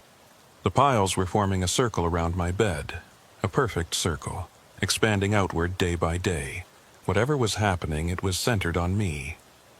I tried sleeping in different rooms, the couch, the spare bedroom, even the floor in the kitchen. Didn't matter. The next morning, the sawdust circle would have moved with me, reforming around wherever I'd slept. I called in a contractor to inspect the house. His name was Bill Norris, came highly recommended. He went through it top to bottom, checking every beam and joist and stud. Found nothing wrong. The structure was sound, no rot, no infestation, no reason for sawdust to appear. "Honestly, Mr. Foster, this is the most solid house I've seen in years," he said, packing up his tools. "Whatever's causing your problem, it's not structural. Might want to call an exterminator, check for powder post beetles or something." He handed me his business card and left. I set the card on my kitchen table and went to take a shower. When I came back 15 minutes later, the card was still there. But someone had written on it, in pencil, in handwriting I didn't recognize. "The forest remembers." My hands started shaking. I picked up the card, turned it over. The writing was on the back, clear as day, in precise block letters. I threw it away, took it outside to the trash can. buried it under other garbage, put the lid on tight. The next morning, it was back on the table. Same card, same writing, like I'd never thrown it away. I burned it that day. Took it out to my backyard, put it in an old metal trash can and set it on fire. Watched it curl and blacken and turn to ash. The next morning, the card was on the table again. Pristine, unburned, with the same message on the back. I stopped trying to get rid of it after that. It wanted to be there, and apparently, there was nothing I could do about it. The dreams started around the same time. Every night, as soon as I fell asleep, I was back in the forest. Walking the trails, passing the signs, seeing the watching figures among the trees. But these dreams were different from memories. In them, I could see things I hadn't seen when I was actually there. I saw the history of the place, saw loggers from 100 years ago cutting the first trees, building the first camps, saw them disappear one by one, consumed by something they didn't understand. Saw their equipment left to rust, their camps abandoned, their names forgotten. I saw Raymond Coldwater, not as the old man I'd met, but as a young man, maybe 30, making the same deal with the forest his father had made, and his father before him. Offering drivers, offering blood, offering fuel and metal and flesh in exchange for being allowed to live on that land. It's hungry, Dream Raymond told me. It's always been hungry. It needs to expand, to grow, to spread beyond the boundaries. And we feed it. That's the arrangement. That's always been the arrangement. Why me? I asked in the dream. Why did you choose me? I didn't choose you, he said. The forest did. It calls to certain people, people who are compatible. People who can carry the seeds far from here. You heard the call, even if you didn't know it. That's why you answered my summons. That's why you took the load. I woke from these dreams drenched in sweat. The smell of cedar so strong it was like sleeping in a forest. The contractor's card stayed on my table, and every few days a new message would appear below the first. You took what wasn't yours. The debt must be paid. Feed the forest. Let it grow. I stopped inviting people over. Couldn't explain the smell, the sawdust, the messages appearing on business cards. Couldn't explain why my house felt different, wrong, like it was slowly ceasing to be a house and becoming something else. I started having dreams. Not nightmares exactly, but visions, I guess you'd call them. I'd dream about the clearing with the altar, about the 3 cedar logs lying there in the mist. And in the dreams, the logs would start to grow. Roots would push out from the cut ends, digging into the soil. Branches would sprout from the bark, reaching toward the sky. The trees were regenerating, coming back to life. And I knew, in the way you know things in dreams, that it was because of me, because I'd taken them, because I'd chained them and hauled them away from their home. And even though I'd given them back, the forest wasn't done with me. In some dreams I could see other drivers, men and women I'd never met, standing in that same clearing, watching their own loads regenerate. Some of them were transparent, like ghosts. Others looked solid, real, but their eyes were empty, hollow. One of them spoke to me once. An older man in a flannel shirt from the 1970s, judging by the style. "You think you got away," he said. "You think because you made it home, you're safe. But the forest doesn't work like that. The forest is patient. It grows slow, but it grows steady. And it always collects its debts." "How long have you been here?" I asked him in the dream. "Since 1978. Took a load of cedar from Raymond's grandfather. Thought I'd made a clean getaway. Then the trees started growing in my house, in my truck, in my body." He pulled up his shirt, and I could see bark growing under his skin, rough and dark. "Eventually, you stop fighting it. Eventually, you go back. We all go back. Where are you now?" I mean, in the real world. He smiled, and I could see moss between his teeth. I'm in the forest. I'm in the trees. I'm in the soil. I'm everywhere the seeds have spread. And soon, you'll be too. I woke from one of these dreams at 3:47 a.m. to find my bedroom full of saplings, young cedar trees, maybe a foot tall, growing up through my floorboards. Dozens of them filling the room, their branches swaying even though there was no breeze. I blinked, rubbed my eyes, and they were gone. But the smell of cedar was overpowering, and there was sawdust on my sheets. I got out of bed and turned on every light in the house, checked every room, every corner, looking for evidence of the saplings. Found nothing. But when I went back to my bedroom, there were small holes in the floorboards. Dozens of them, each about the diameter of a pencil, arranged in the exact pattern the saplings had been. I got down on my hands and knees and looked into one of the holes. It went down through the floor, through the subfloor, into the crawl space beneath the house. And in the beam of my flashlight, I could see something down there, something green and growing. I went outside in my pajamas and crawled under the house with my flashlight. The crawl space was maybe 2 feet high, dirt floor, spider webs everywhere. I crawled through it, sweeping my light back and forth until I found what I was looking for. Roots. Dozens of them, thick as my thumb, spreading through the dirt under my house. They were fresh, new, and they glowed slightly in the darkness. A pale green bioluminescence that pulsed like a heartbeat. I followed one of the roots to its source and found a sapling growing up against the foundation. It had pushed through a crack in the concrete, roots spreading into the crawl space, trunk rising up toward the floorboards of my bedroom. I grabbed the sapling and tried to pull it up. The roots held firm. I pulled harder, putting my full weight into it, and the sapling didn't budge. It was like trying to uproot an oak tree. Impossible. I crawled back out and went inside, washed the dirt off my hands, and sat at my kitchen table trying to think. The forest was already here. Already in my house, the saplings in my bedroom hadn't been a dream or a hallucination. They were real, just invisible in waking life. Growing beneath my floors, waiting. I called a foundation specialist the next day, told him I had roots under my house that needed to be dealt with. He came out, crawled under, and spent an hour examining the space. "Mr. Foster, I've got good news and bad news," he said when he emerged, covered in cobwebs. "Good news is your foundation is solid. Bad news is you've got some kind of root system under there that I've never seen before. It's extensive, really extensive, and it's growing fast.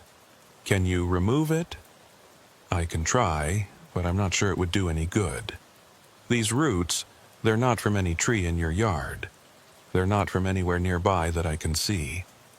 It's like they just appeared under your house spontaneously. What do you recommend?" He pulled off his gloves and shook his head. "Honestly, I'd recommend selling the house and moving. Whatever this is, it's not going to stop. And if these roots keep growing, they'll compromise your foundation eventually. Could take years, could take months, but it'll happen." After he left, I went online and started looking at real estate listings. Maybe he was right. Maybe I should just cut my losses, sell the house, move somewhere far away, start over. But when I tried to list the house, the real estate agent took one walkthrough and declined to represent me. "Mr. Foster, I can't sell this house in good conscience. The smell alone would keep buyers away, and there's something off about the place. I can't put my finger on it, but I've been doing this for 20 years, and I've never felt like this in a house before." I tried 3 more agents. Same response from all of them. One of them told me bluntly, "This house feels haunted, like it's alive. I won't go back in there." So I was stuck. Couldn't sell, couldn't leave. couldn't stop what was growing. I stopped sleeping in my bedroom after that. Started sleeping on the couch with all the lights on, the TV playing, anything to keep from slipping into those dreams. But the house kept changing. I'd come home from running errands and find that a doorway had moved, or a room was slightly different dimensions, or there was a new shadow in a corner that didn't match any light source. The walls were breathing. I could see it if I watched carefully. A slow expansion and contraction, like lungs. The breathing matched the pattern of the sounds at 3:47 a.m. In and out, slow and steady, the rhythm of something alive. I put my hand against a wall one day just to confirm I wasn't imagining it. The surface was warm, not hot but warm, like flesh. And I could feel a pulse under my palm, slow and steady, matching the breathing. I pulled my hand away and saw that I'd left a handprint. Not in dust or dirt, but in the wall itself. My palm had sunk maybe half an inch into the drywall, leaving a perfect impression. The impression filled in slowly over the next few minutes, the wall material flowing back into place like water. By the time it was done, there was no sign I'd touched it at all. 3 weeks after getting back, I found a sapling growing in my bathtub. A real one this time, not a vision or a dream. It was maybe 2 feet tall, roots pushing down through the drain, branches spreading against the tile walls. I tried to pull it up, but the roots were already too deep, too strong. The tree had bark that looked almost metallic in the bathroom light, and when I touched it, it was warm, alive.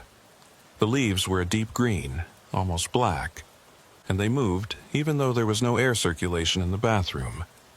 I called a plumber. He stared at the tree for a long minute, then looked at me. How did this get here?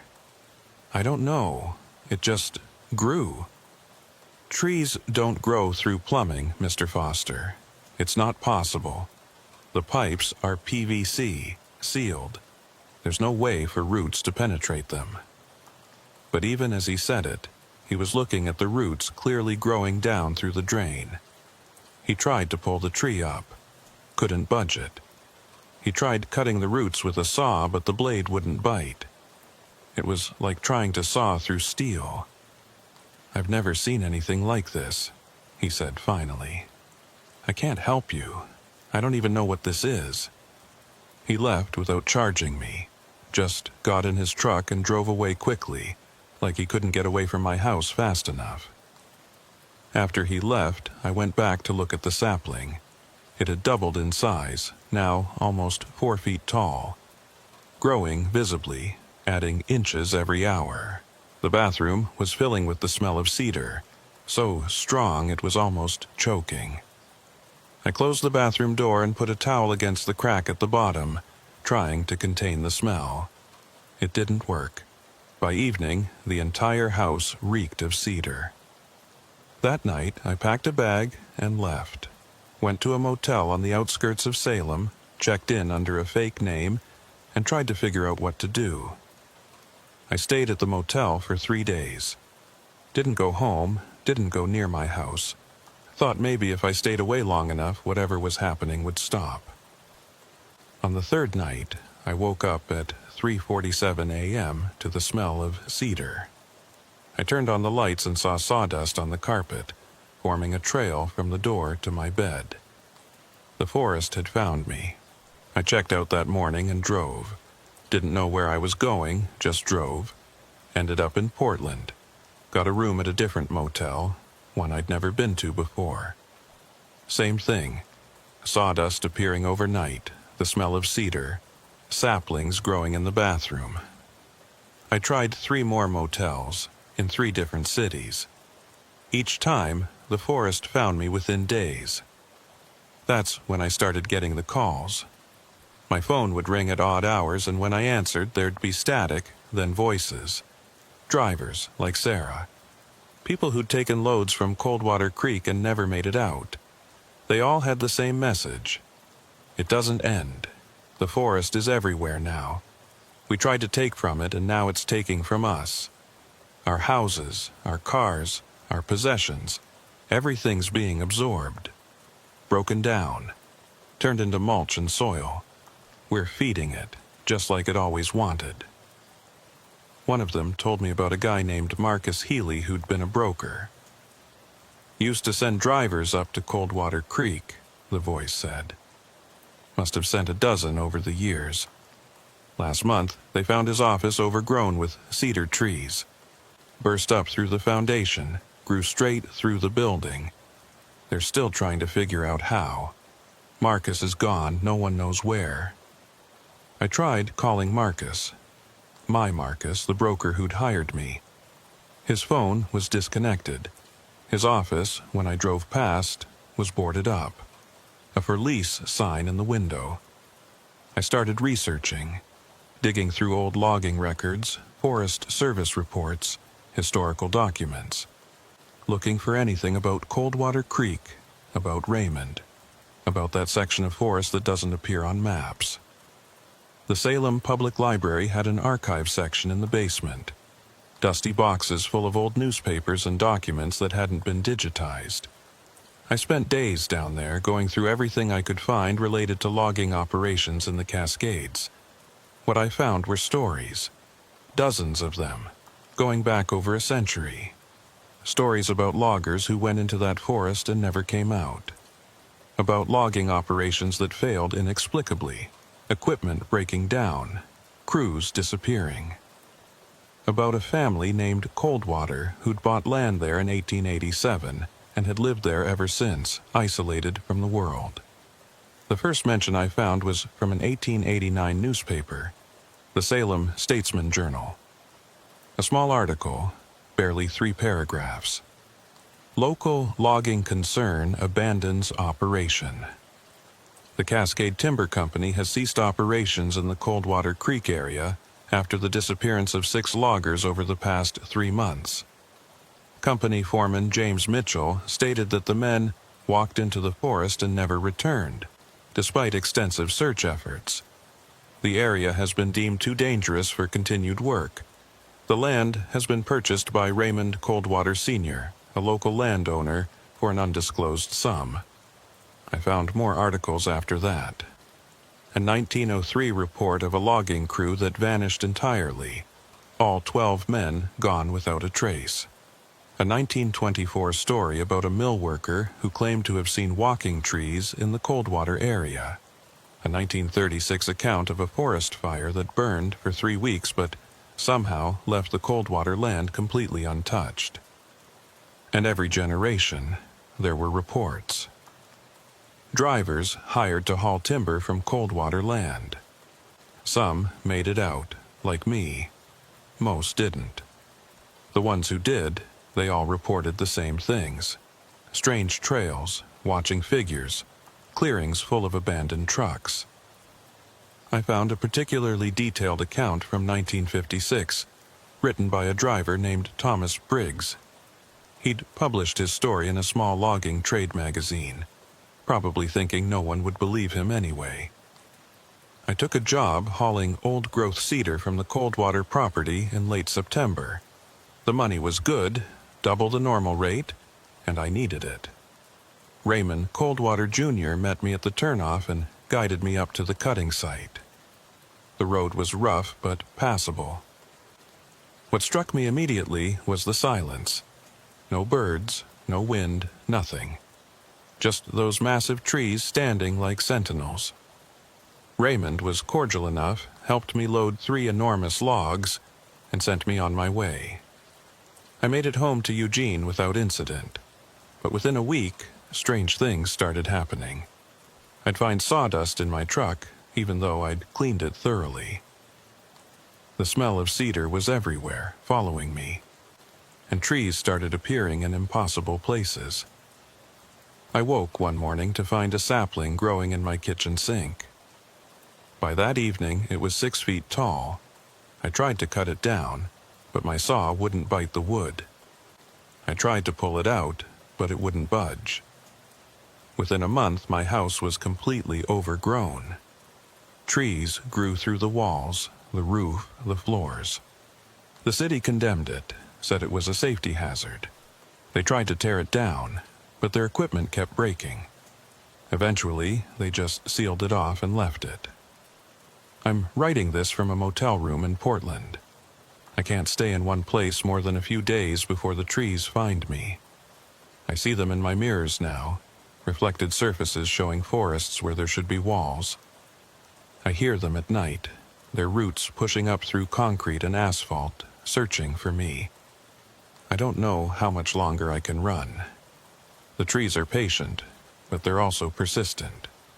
Eventually, they'll catch me. Eventually, I'll become part of them, just like all the others who took timber from Coldwater land. If you're reading this, and someone offers you a job hauling from Coldwater Creek, don't take it.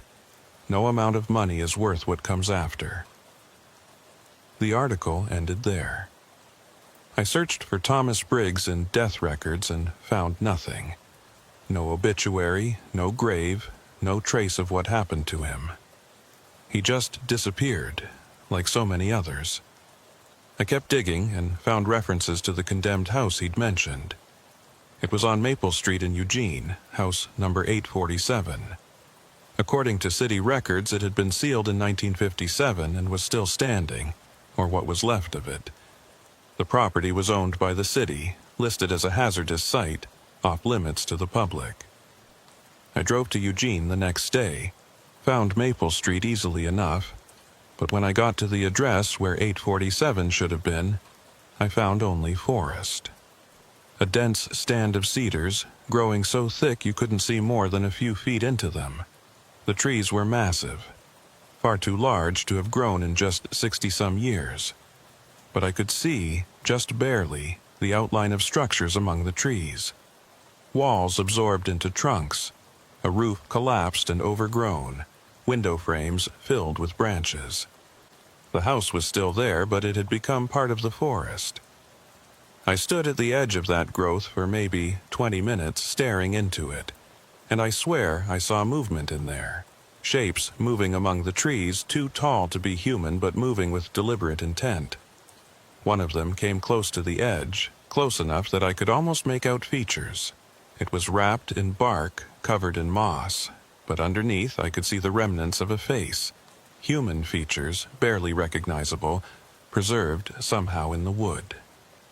The shape raised one arm toward me, and I saw its hand. Fingers too long, too thin, merged with branches.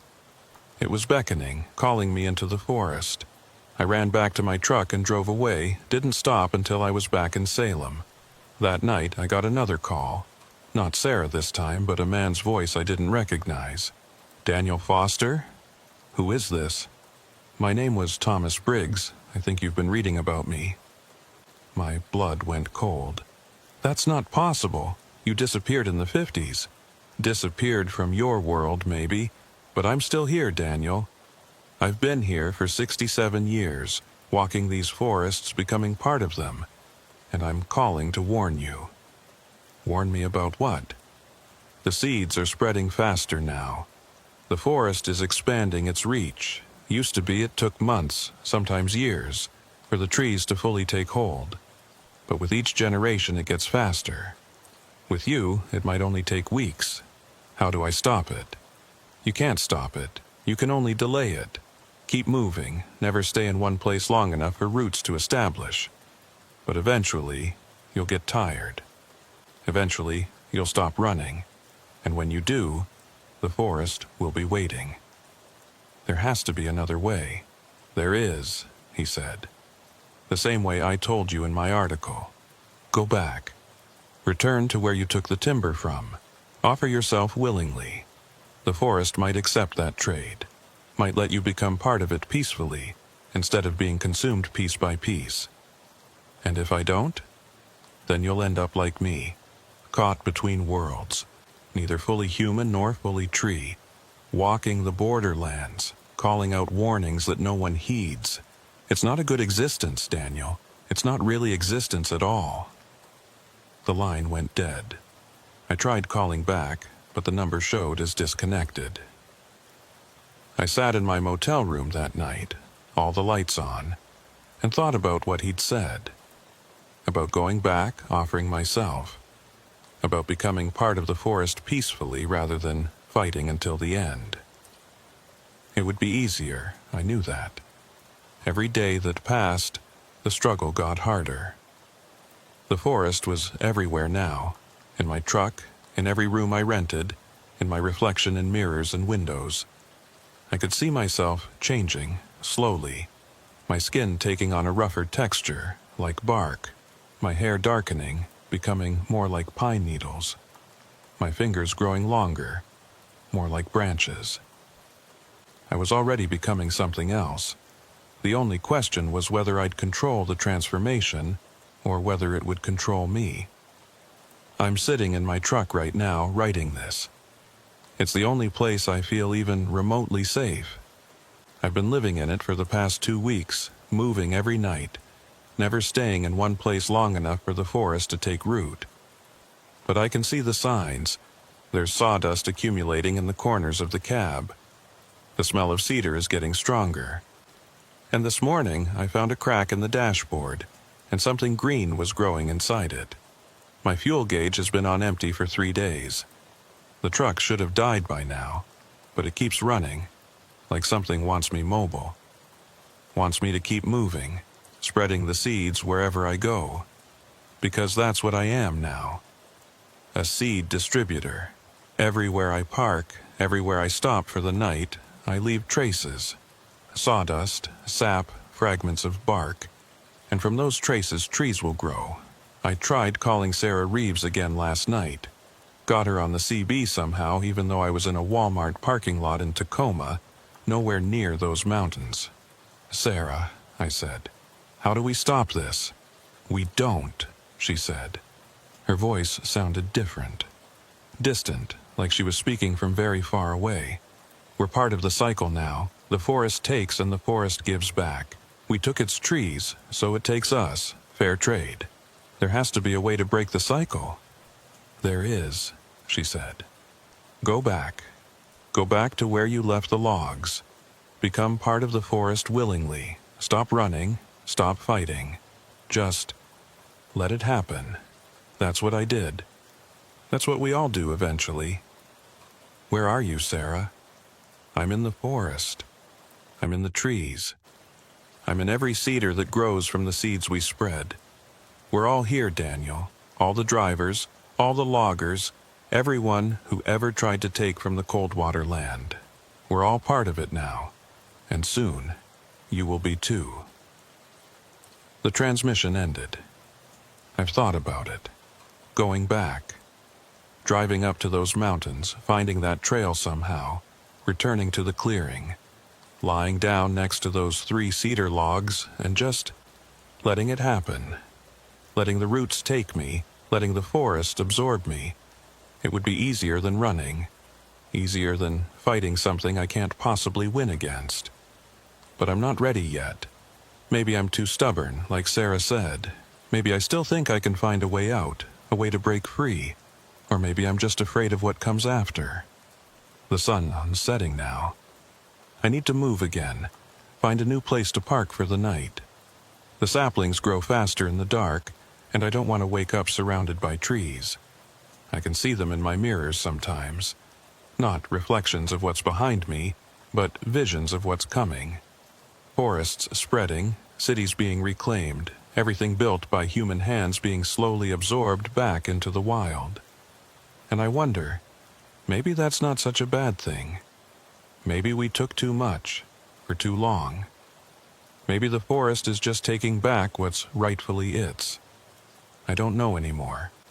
I'm too tired to know. All I know is that I'm still driving, still moving, still trying to stay ahead of the growth. But my fuel gauge has been on empty for days, and the truck shouldn't still be running. Which means something wants me to keep going. Something wants me to spread the seeds. And I don't think I have a choice anymore. The forest is patient. It can wait. It's been waiting for over a century, absorbing drivers and loggers and anyone foolish enough to take its trees. It can wait for me too. I just hope whoever finds this understands. If someone offers you a job hauling timber from Coldwater Creek, don't take it. Don't take the money, don't take the load, don't even take the call. Because there's no such thing as a simple logging run. And there's no such thing as getting out clean. Some debts can never be repaid. Some forests never let go. I can smell cedar right now, strong and overwhelming, like I'm surrounded by freshly cut logs. But there are no logs in my truck.